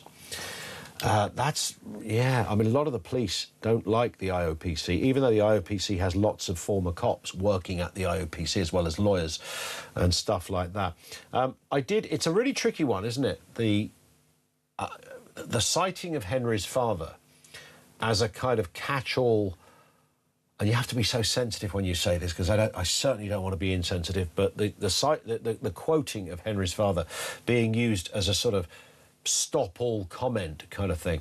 Somebody I don't know who it was that said it on social media, they put it so eloquently that this was a case that was brought by the Crown. So this case was brought to court on behalf of all of us. This is the world we live in. And when you put it like that, it is there for all of us to make comment and judgment on a case. And we are allowed to do that while simultaneously understanding and being as respectful as anyone could be to the parents, friends, of whatever the crime is. In this case, it's particularly brutal and horrific. But it would be quite wrong to say that we are not entitled to an opinion when a case is brought to court on our behalf so that we can continue to live in a civilised society. That's how the system works. Todd, thank you very much indeed. From Killamarsh, which is in North East Derbyshire, as memory serves correct.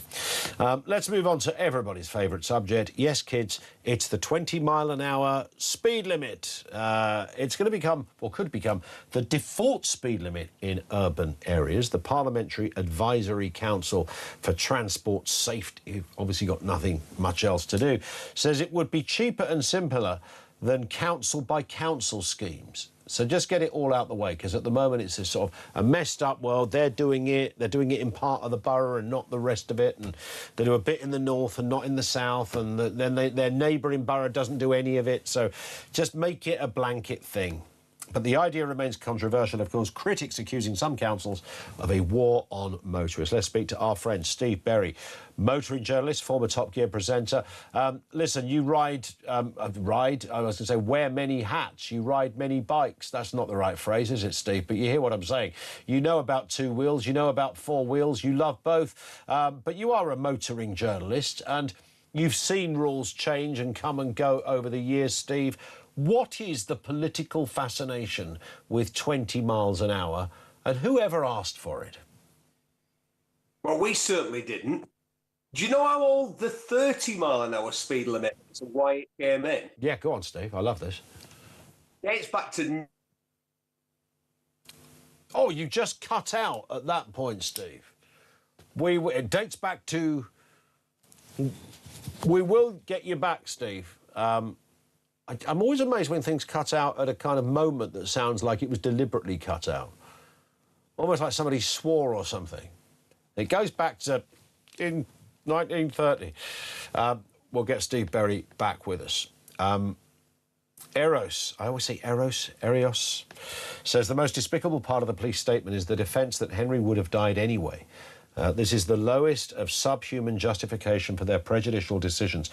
I think that if I was the police, I wouldn't have probably mentioned that. I think it was the coroner or pathologist that had made that point, that it would have been an impossible injury to survive. But when the police mention it, it kind of sounds quite wrong, doesn't it? Because it's almost... you know, you're one step away from saying, well, it wouldn't have mattered anyway. Kind of in that territory. This one from Bobby. I think the UK genuinely has a massive common sense problem. In the eyes of the law, murder is worse than racism. So why policing isn't being controlled and taught in a different way, not allowing correct, proper, real and meaningful justice, I will never know. The only MP who can save this country is one who is completely selfless and only for the people. Spoiler alert, they don't exist. Selfishness has no place in modern politics. Becoming Prime Minister just to leave zero meaningful legacy behind cannot help the mind sleep at night. But that is actually what it's all about, essentially. But yeah, to meet the politician without any vanity or roadmap of their own career is quite impossible. What you hope is that, because I don't mind a Prime Minister with a massive ego, as long as you can qualify having a massive ego, because it comes with, you know, it's fine, you know, be Billy Big Potatoes, that's fine. Think everything you can of yourself, that's fine. As long as you're delivering, then it's fine. But if you're not, it's just weird. Let's talk to Daniel in Epsom. We are going to try and get Steve Berry back. Daniel in Epsom on 20-mile-an-hour zones. I think you and I have touched on this before, Dan. Afternoon to you. Hello, Ian. How are you? I'm good. I'm fine, thank you. See, the thing is, from my point of view, right, I've got quite a new Audi A3 S-Line Black Edition automatic. It's a nice car, right? Yeah. And I do a lot of driving, particularly around London and Surrey. And, like, in London, I had to go to court, right? Because what happened is that I got done for a 23 in a 20 on Fulham Palace Road, right? Right. Now, I immediately paid the fine, but I forgot to send my licence off. I just forgot, right? And I didn't really read the gump. So I ended up in court in Bexley, right? And, like, I had to go down there and represent myself. It's like, I got taken to court, someone like me. I'm outside the... So you had 23 and a 20. You've paid the fine? I paid the fine immediately, like, I mean, literally the minute it arrived. Yeah. So, but I just forgot to send my licence off. I didn't really read it properly. So then you end up in Bexley Magistrates Court? Yeah, then I end up in Bexley Magistrates Court, right? Now, I'm in the waiting room, and there's like, it's like, do you remember Mos Eisley Spaceport? It's like, there's just like every random crazy person you can think of. It's just like, I'm there. What is it? Every time you go past, every morning I go past Sevenoaks Magistrates Court to park my car, and there's always a skinny bloke outside wearing dirty grey tracksuit bottoms with one hand inside his tracksuit bottoms and the other hand rolling up a cigarette, and his girlfriend next to him with no teeth, wearing, frankly, ski pants that you shouldn't be wearing. I mean, it's just, it does tick all those boxes, doesn't it? Ian, it's fair to say I didn't belong there, right? Because there was a prostitute who was crying and screaming that she'd gone to the wrong court, okay? And she was making demands that weren't hers to make. And then there was another guy, he couldn't barely speak any English. He was actually asleep across 3 of the chairs. It was just like madness in there. And I'm in there as well, right? Yeah. I've got a whistle. I've actually put a whistle on, and I'm like, I'm ready. Well, like you would, because that's the kind of guy you would be. I would do. It's unthinkable that I would, if I was going to court, I wouldn't wear a suit.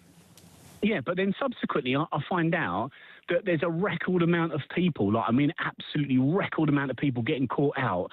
And listen, I don't mind the fine. I've got my own business. The fine is fine with me, yeah. But what does bug me is it's the points, because what's happening at the moment is like, hundreds of thousands of people are getting dragged into this system. I mean, it's a money-making system. I mean, why on earth are we driving at 20 miles an hour? I mean, I never voted for it. I didn't vote for net zero. I've got that. I didn't vote for mass immigration from the third world. I've got that.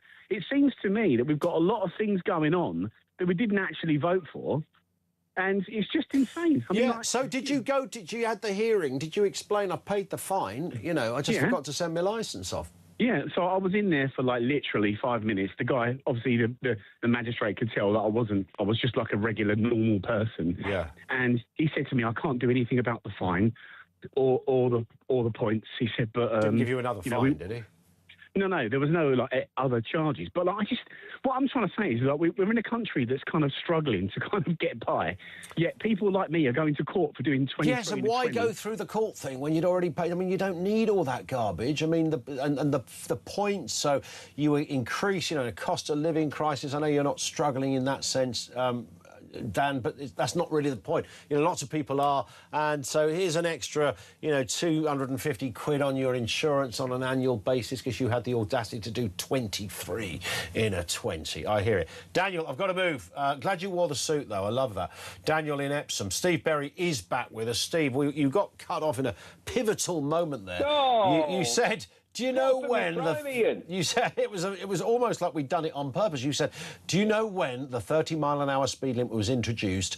And that's the last we heard from you. It was like the famous "I might be some time" line. Indeed. Yeah. 1935. Wow. And also, as I said, the origin of a pub fact, which if people still went to pubs, I still go to the pub only a couple of times a week.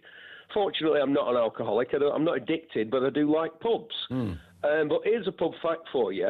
The 30-mile-an-hour speed limit in built-up areas and the definition of a built-up area. Go on, can you tell me? Well, we commonly look at it as a place where there's houses on the side of the road. Yeah, we do, don't we? But the government's definition is street lights are no more than 200 yards apart. That has been since 1935, the definition of a built-up area. The best-selling car then was the Morris 8, much vaunted for its hydraulic brakes, because, of course, before that, we'd have cars with cable brakes like a bicycle. So people thought, oh, hydraulic brakes, this is a fantastic leap forward in safety for drivers and for pedestrians as well.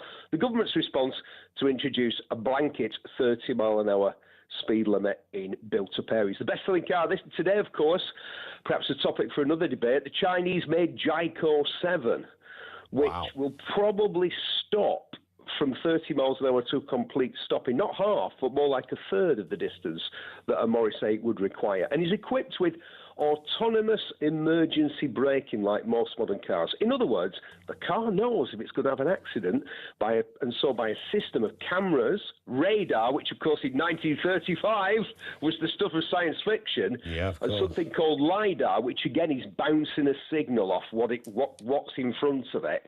It knows when it's going to have an accident, so it doesn't bother waiting. Well, it does. It actually pings at you, as I'm sure you're aware. It pings at you, danger, all that sort of stuff. The car will put the brakes on. The response of government nearly 100 years later, exactly the same thing. Let's introduce an even lower speed limit. What possible incentive is there for the motor industry to make cars safer to use for everybody?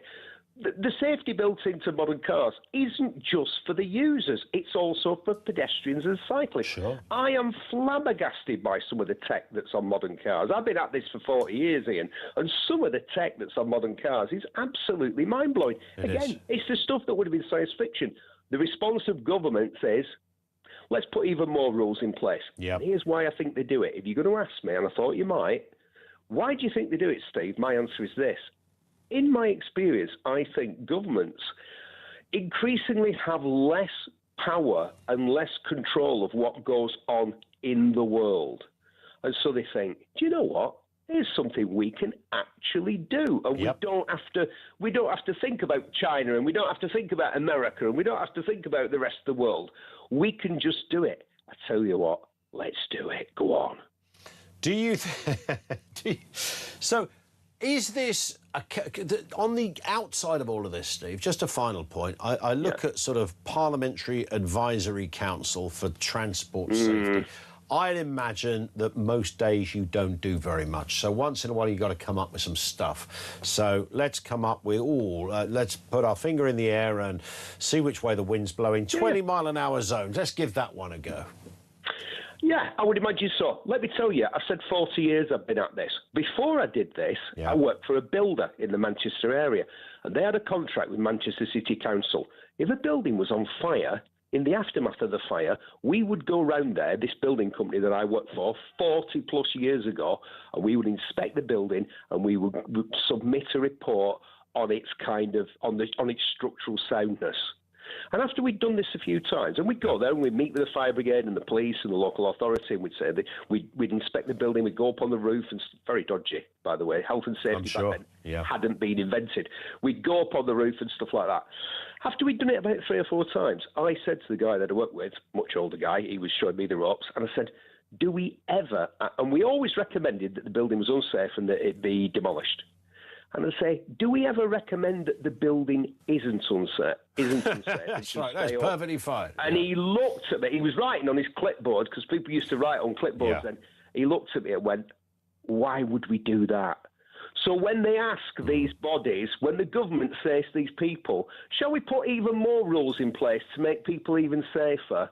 They go, yeah, I think we should. I think you're right. Steve, thank you. Steve Perry, motoring journalist, regular with us on the programme, 0344 499 1000. What's really... Daniel in Epsom really does hit the nail on the head sometimes, and I just think the fact that he was doing 23 miles an hour in a 20, which, you know, half an hour ago would have been perfectly legal and well under the minimum speed limit, well under. But you end up with a fine, which I'd imagine was probably 100 quid or something, 3 points on the licence, so that can affect, doesn't always affect, but it certainly can affect your insurance. If you've just got 3, you might just swerve an increase in the premium, but if you got 6, you certainly won't. Now, we can't have habitual speeders, I get that, but 23 in a 20, is that the same offence as doing 143 in a 70? I don't think so. 0344 499 1000. Thoughts on that? Our lines are open. 20 past 3. This is Talk.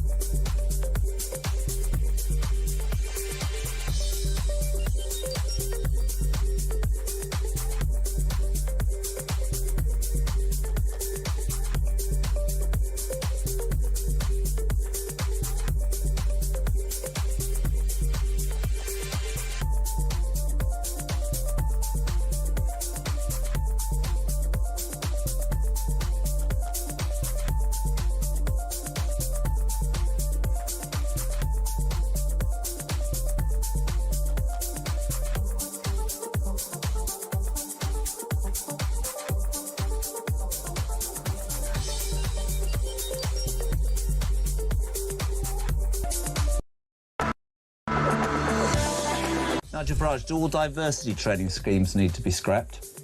The whole lot. The whole lot. This is where the poison starts. I've had a lot of emails from serving and ex-police officers. One guy said, look, there's only one thing I fear as a police officer in terms of losing my job, and that is a member of the public making a complaint that I've acted in a racist way or not acted to intervene in a racist incident. If I miss a murder, if I miss a stabbing, well, that's too bad. But if I miss an accusation of racism, I will be suspended immediately.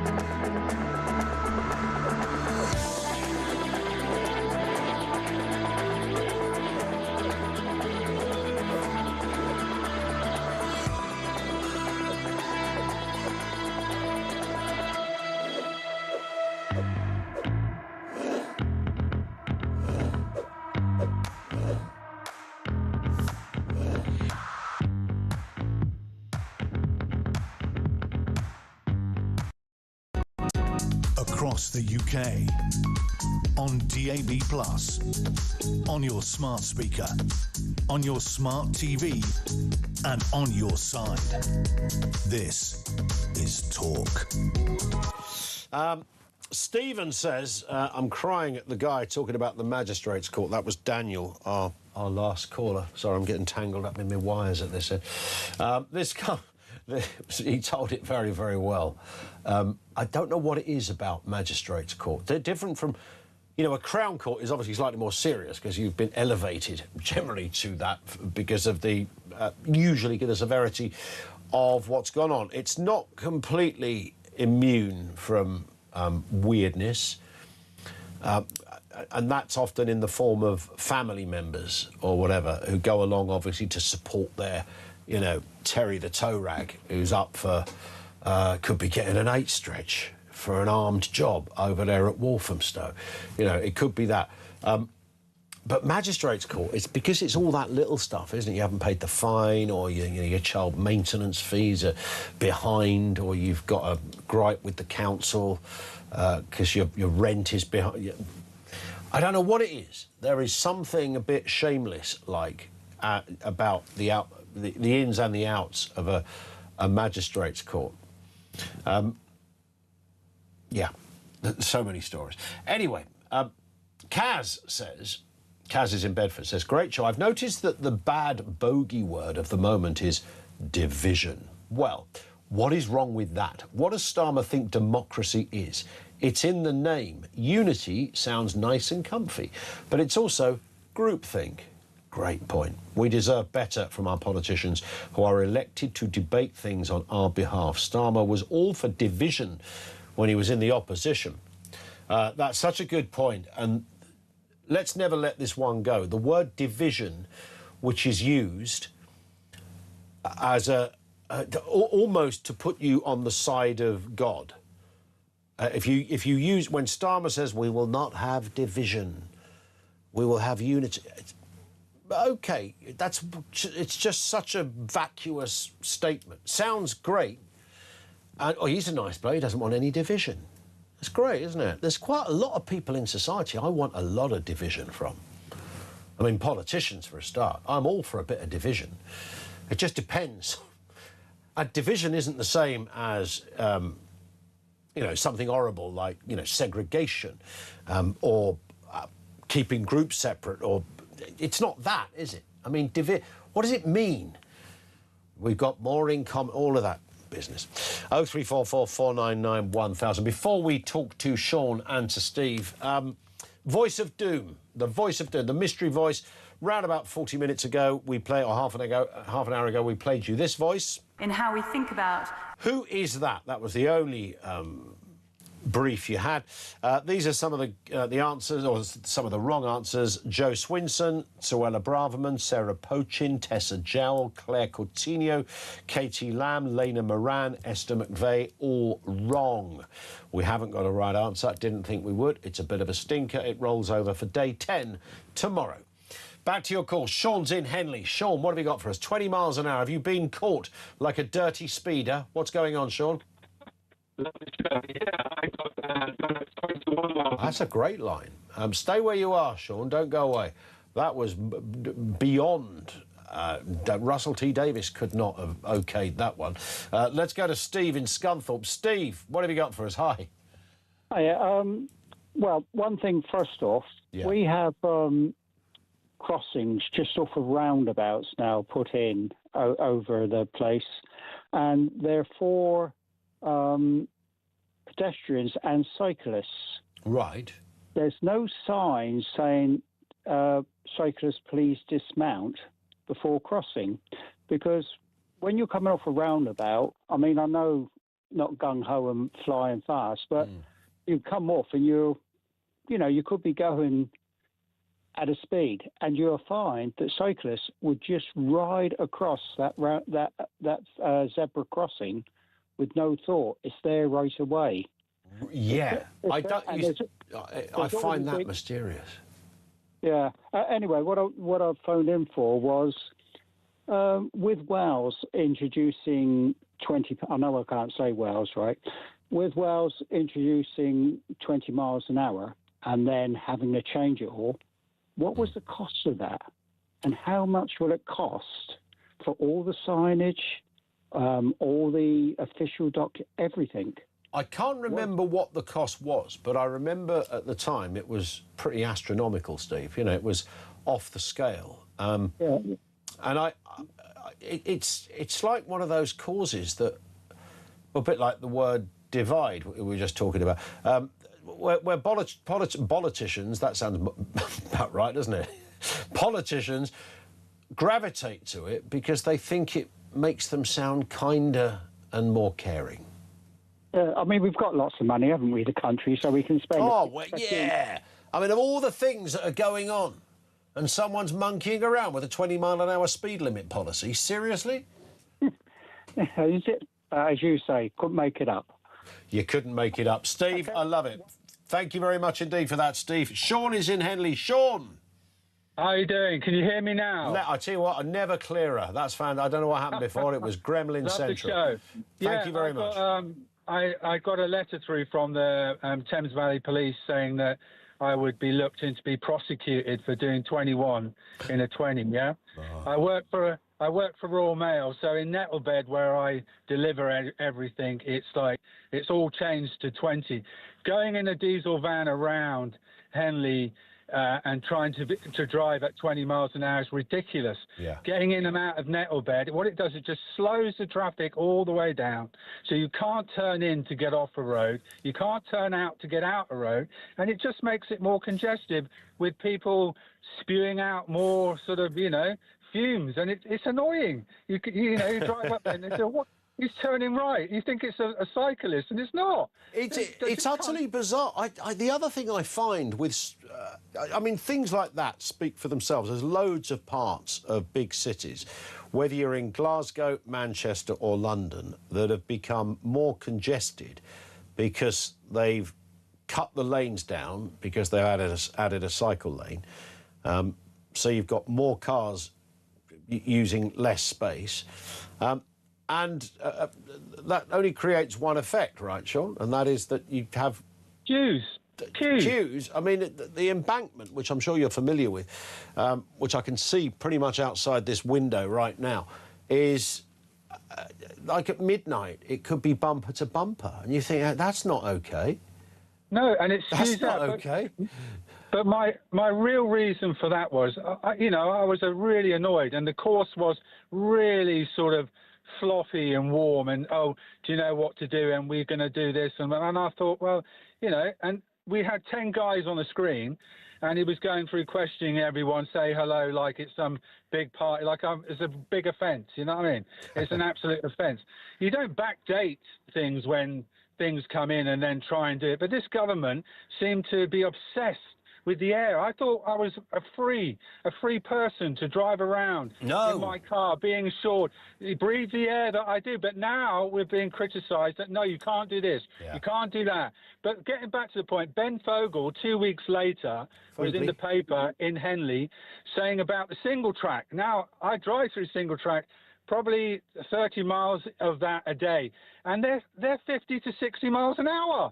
And there's no chance that you could drive your vehicle down at 60 miles an hour if I'm coming up there, and we would survive that. Now, that would be a good idea to change that, believe it or not, but not 30 miles an hour. Come on. Yeah. With the new electric cars now, the way people drive electric cars, they want them.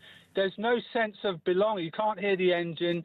You're driving along. You have to look at the speedo. It's ridiculous. They're not built to drive for 20 miles an hour, yeah? Bang on. Bang on. Sean, great call. Thank you very much indeed for that. And I do find it's low-hanging fruit, isn't it, motorists that go slightly over the limit. The thing I can never understand that isn't prosecuted, maybe there's no way of doing it even with cameras, and that is tailgating, which I just find so mysterious when you're on a motorway. And I'm not talking about somebody who's a bit too close, someone who's literally right up your backside. Because you think, well, if I brake, the person doing the tailgating is the first to die, right? That's why it's stupid. I might die as well, and so might other cars around us. But the person that's almost a dead cert for the mortician is the bloke doing the tailgating. So why would you do it? And does it not feel a bit weird when you can literally taste the bumper of the car in front of you? So there's that, and you don't often hear about, I don't think I've ever gone into a pub and go, oh, you heard about Mick? No, what happened to me? Got done for tailgating. It doesn't happen very often, unless the police are physically there.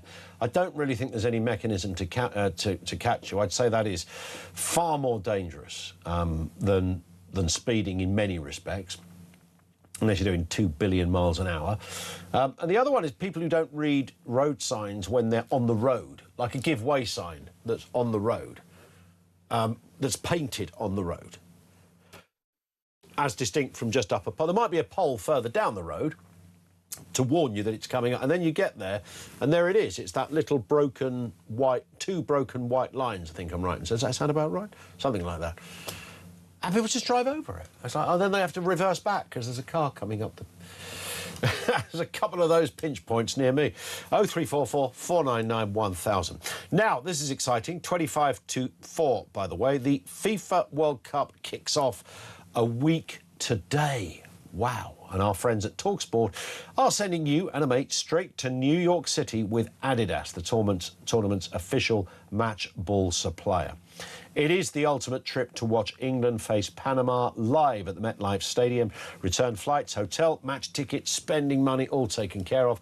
Plus, Adidas is throwing in the official Trionda match ball and a fresh pair of boots as well. So don't miss out. It's a massive prize. It's a real must-have. Here's the details for you to take part. For your chance to win, head to our friends at talksportwin.com or text TALK to 83338. Text costs £2.50 plus your standard network rate, or call 0343 418 7260. Lines close on the 12th of June 2026 at 4 p.m. That's when you'll need to answer your phone if it rings. 18 plus UK residents only. This is a network promotion. Full T's and C's at talksportwin.com. So for your chance to win, text TALK to 83338 now.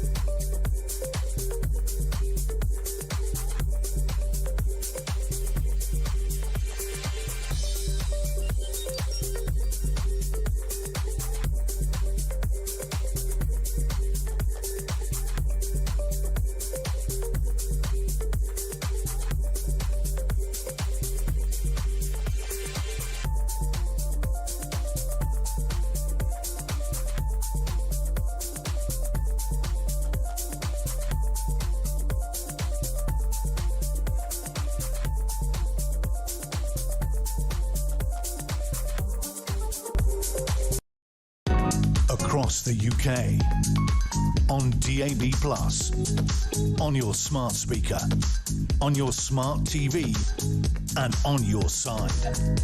This is Talk. It is Talk coming up on 20 to 4. David in the Cotswolds says, Ian, where do all the speeding fines go? I assume the local council. Is this another little scam for the government to fund local authorities so that the government can spend that money even more on more benefits? Yes, I think it means literal welfare benefits rather than benefits for the community. Isn't there some... I don't know how this could possibly work, that, like the congestion charge down in London has been going for over 20 years, whatever it is now. Is it meant to be...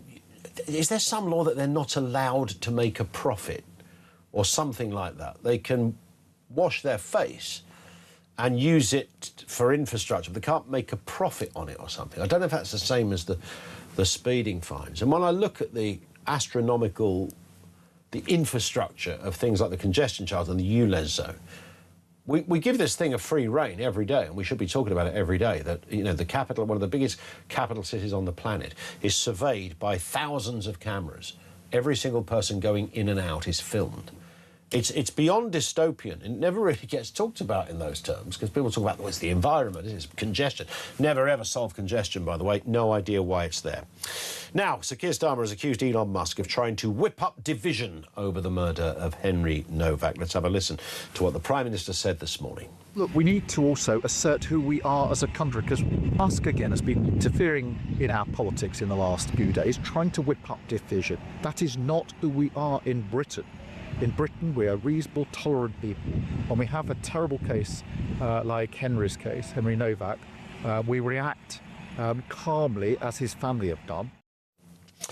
Yeah, we live in strange times, don't we? I mean, if somebody had said 10 years ago that the Prime Minister of the day would be having a row with, I don't know, I'm trying to think of an entrepreneur from the 80s or 90s. There's so many you could probably pick. But if somebody was... Prime Minister was having a row publicly with that... you just think the world has gone absolutely nuts. Let's speak with Luke Gittos, the lawyer and the writer. Luke, good afternoon to you. Nice to have you with us. Yeah, good afternoon, Ian. I mean, look, it's obviously not a legal question, is it, in the straight sense? If somebody has an opinion, they have an opinion. Yeah, well, Keir Starmer has responded to this incident by identifying bogeymen to hide behind. He did it first with Nigel Farage yesterday in Parliament, effectively saying, well, aren't we all above Nigel Farage's opinion on this? Aren't we all more civilised than him? And now he's doing the same thing with Elon Musk. And Starmer does this all the time. He uses other people who he sees to be bogeymen, to hide the fact that he can't substantiate a strong moral position on what has happened. The extent of what he said is effectively, we all need to keep calm, make a couple of minor adjustments to some police guidance, and then move on. One thing that's really struck me about this case over the last few days is the similarities with the Stephen Lawrence case. It was the Stephen Lawrence murder that drew attention to racist attitudes within the police, and it led to the Macpherson inquiry. And a lot of the training and guidance that the police now receive came as a result of that inquiry. Now, what was that inquiry trying to combat? It was trying to combat the police employing false and therefore dangerous assumptions about people based on their skin colour. There is now a grim circular irony as to how that training has played out. Because if you watch this footage, that is exactly what these officers do. They make assumptions about what has happened based on the colour of people's skin. And there is no getting away from that. That is absolutely clear from the footage. And so Keir Starmer needs to come out with a strong response, a strong moral argument about what needs to happen. But he's incapable of doing that. And what I can't quite get my head around, I mean, it might have been better if Nigel Farage had actually said, I mean, he did say it's written in black and white, and he's talking about the MPCC guidelines from 2025, which explicitly, there's no ambiguity in this, they do literally talk about that this should be the approach from police. And it might have been more effective if Nigel Farage had literally said, Prime Minister, let me quote you from the NPCC guidance on this. That might have rammed the point home a little more. He was responded to, as you've rightly identified, Luke, by the Prime Minister, as if Nigel Farage had just made it up. Yeah, quite. Nigel Farage yesterday was raising legitimate concerns, and it's perfectly legitimate to feel rage. Why is it now that we are just not allowed to feel rage about something that should encourage rage? That doesn't mean that people should go out and be on the street throwing things at the police. But the idea that rage is somehow a terrible thing, well, I'm sorry, but it was the Stephen Lawrence family's rage that led to the very changes that we're talking about. It was the rage of generations of people that led to the changes within the police, some of which were very, very necessary. So rage can be very, very positive, and we should be angry about this case. We should be seeing it for what it is, which is the tragic outcome of the police basically getting rid of their own judgments and being told repeatedly that they need to avoid being seen to be racist. And that, Henry Novak is the really tragic outcome of decades and decades of training within the police that tells them that the fundamental thing, the first thing you need to make sure you do is not be seen as racist. And we now see how that ends up. We do, and I don't know if this specifically applies in the within the police, but I've spoken to a lot of people in this whole area where big corporations or government organisations or professions have had these training courses that sort of, explain why you might be a secret racist. And it's in fact, it's so much worse than saying, so you say to Officer A, right, if you turn up at the scene, you must treat this as a racist incident, and you must, and it maybe wouldn't be perhaps as explicit as this, but for the benefit of this conversation, Luke, so officer, you turn up, there's a Sikh guy, there's a white guy, you must believe the Sikh guy. But the worst bit within some of this training is that if you then doubt it in your mind for a split second, then double down, because that doubt is part of your kind of your privilege, as it were, the fact you are able to doubt it. So they're in a kind of cul-de-sac, a sort of pincer movement.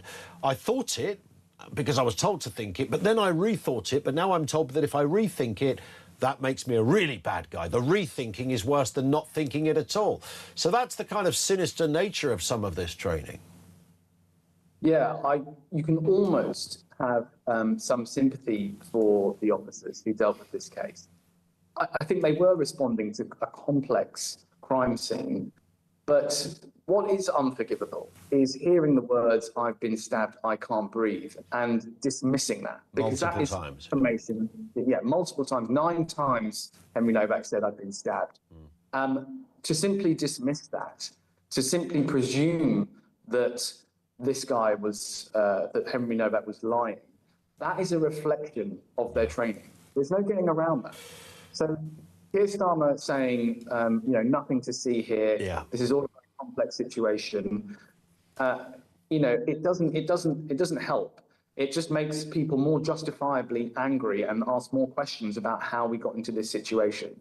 So I think now what we need to do is get rid of all equality and diversity training within the police, get rid of all of those, the reams and reams of guidance about how to treat people based on their skin colour, get rid of all of it, and allow the police to undertake really objective analysis when they arrive at a scene. Now, of course, their judgment's not always going to be perfect, but I think what you've seen in Henry Novak's case is that all this guidance, all this back covering from the police for, what was a situation, we all know that the police in the 70s and 80s had a serious problem with racial prejudice. That is no longer the case.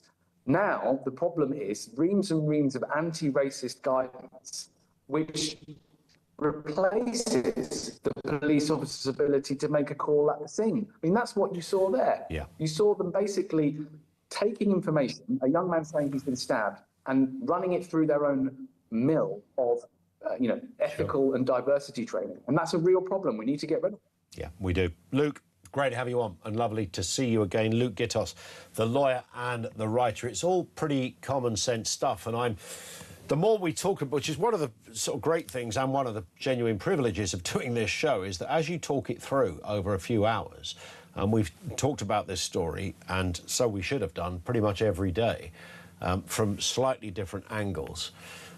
But the more you talk about it, the more you realise you're not going mad. And you think, actually, so I'm not, I've spoken to politicians, I've spoken to, there's Luke, there is a pretty top-notch lawyer in his field and various other people on this. And you realise, no, this is not, the person that's gone mad is the Prime Minister, who has just done this brilliant thing of, well, it's not brilliant, it's juvenile, it's sixth form, of shutting down Nigel Farage. OK, Nigel Farage might not have asked it in the most effective way, but that, as PMQs, I thought he asked it OK, to be honest. I don't think he did anything wrong.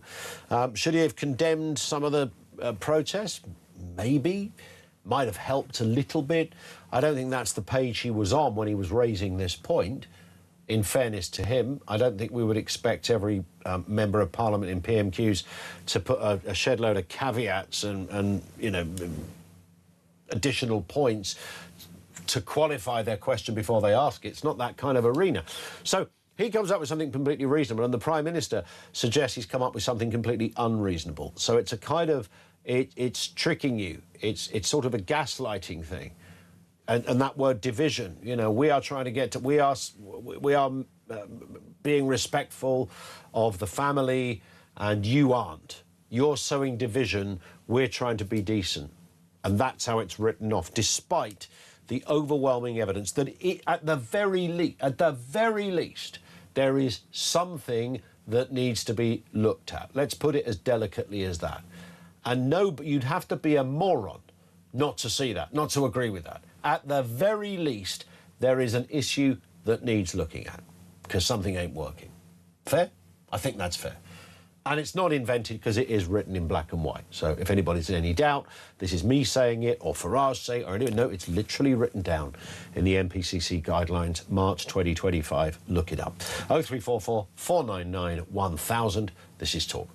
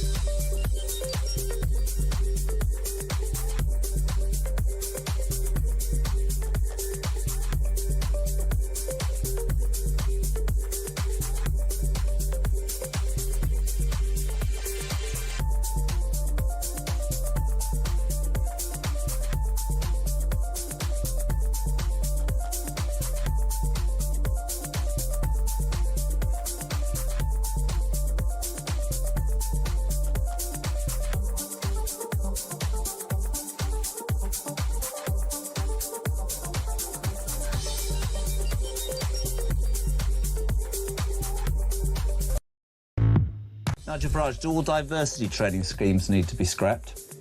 The whole lot. This is where the poison starts. I've had a lot of emails from serving and ex-police officers. One guy said, look, there's only one thing I fear as a police officer in terms of losing my job, and that is a member of the public making a complaint that I've acted in a racist way or not acted to intervene in a racist incident.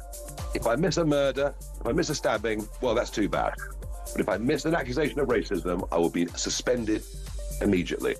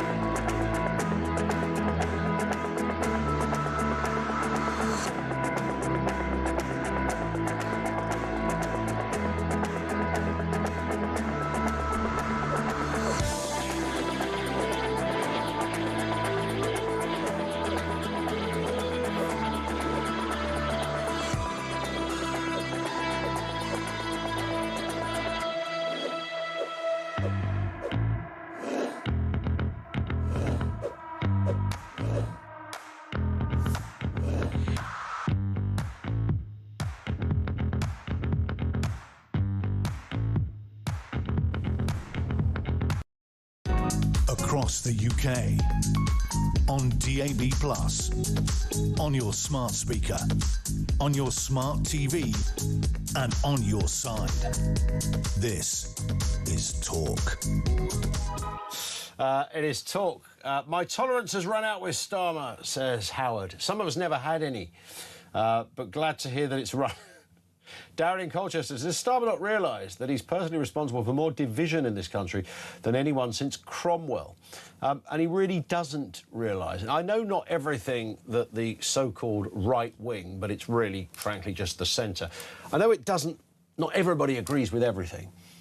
So I get that. You know, somebody like my sister wouldn't really be engaged in many of the debates that fires us up, etc. She rubs along, carries on with life.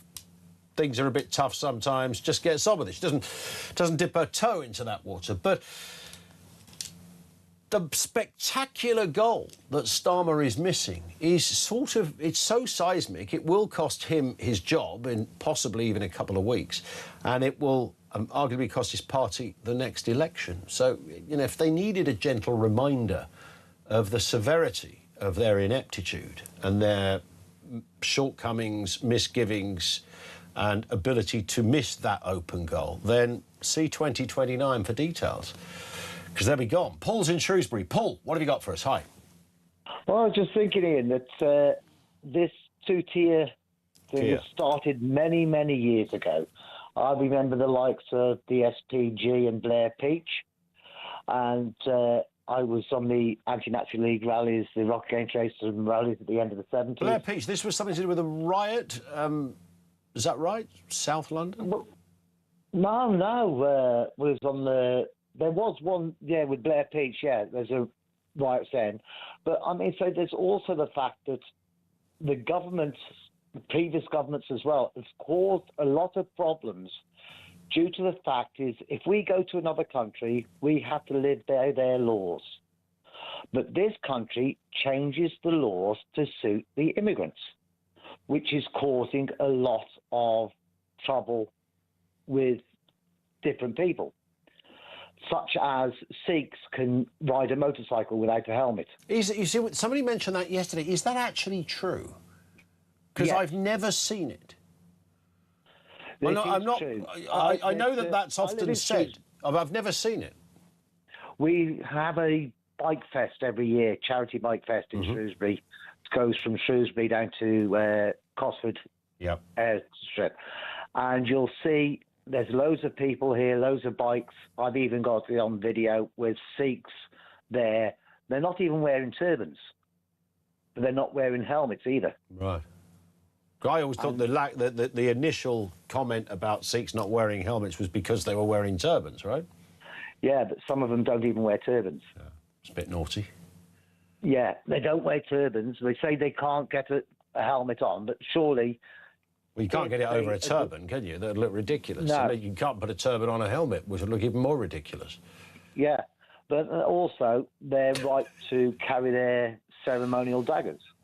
But even that, you see, the guy that was responsible for the death of Henry was carrying something he shouldn't have been carrying. Yeah, but I mean, say they are allowed to carry their ceremonial daggers. It's causing resent among a lot of people, and that resent is giving more and more power to the likes of the far right. I mean, I remember the National Front, Column 88 and all that lot. Yeah. It was back in the same... In fact, the Blair Peach death was I think it was a National Front protest, wasn't it? And I may be wrong about that as well. But listen, I've got to run, Paul, only because we've hit the clock. Thank you very much indeed for that. I would say, though, by the way, I've always thought that Sikhs in this country, we often talk about different groups, about assimilation and a lack of social cohesion. I've always thought if any group has managed to do this so spectacularly, seamlessly and quietly, it has been the Sikh community. There's never been, since I've been a kid. My doctor wore a turban. The people that ran the newsagents down the road were Sikhs, and it's just always been there. Mark Dolan's here, who's not a Sikh, by the way. Can I just say but that he's I'm sought after. I mean, I am so beautifully integrated in this country. You think? Yes, I'm a borderline alcoholic. I'm work shy. I'm politically incorrect. Listen, I mean, we have got so much to go at. What a brilliant 3 hours. Yeah. So many powerful calls. We're going to continue this conversation. Is the Prime Minister gaslighting a nation over Henry Novak? Is that what is happening? Is it a form of cover-up? Is it brainwashing? Is it nothing to see here, as you would put it? By the way, the BBC have apologised to Nigel Farage 3 times in 3 years. Do they have a problem with him? It's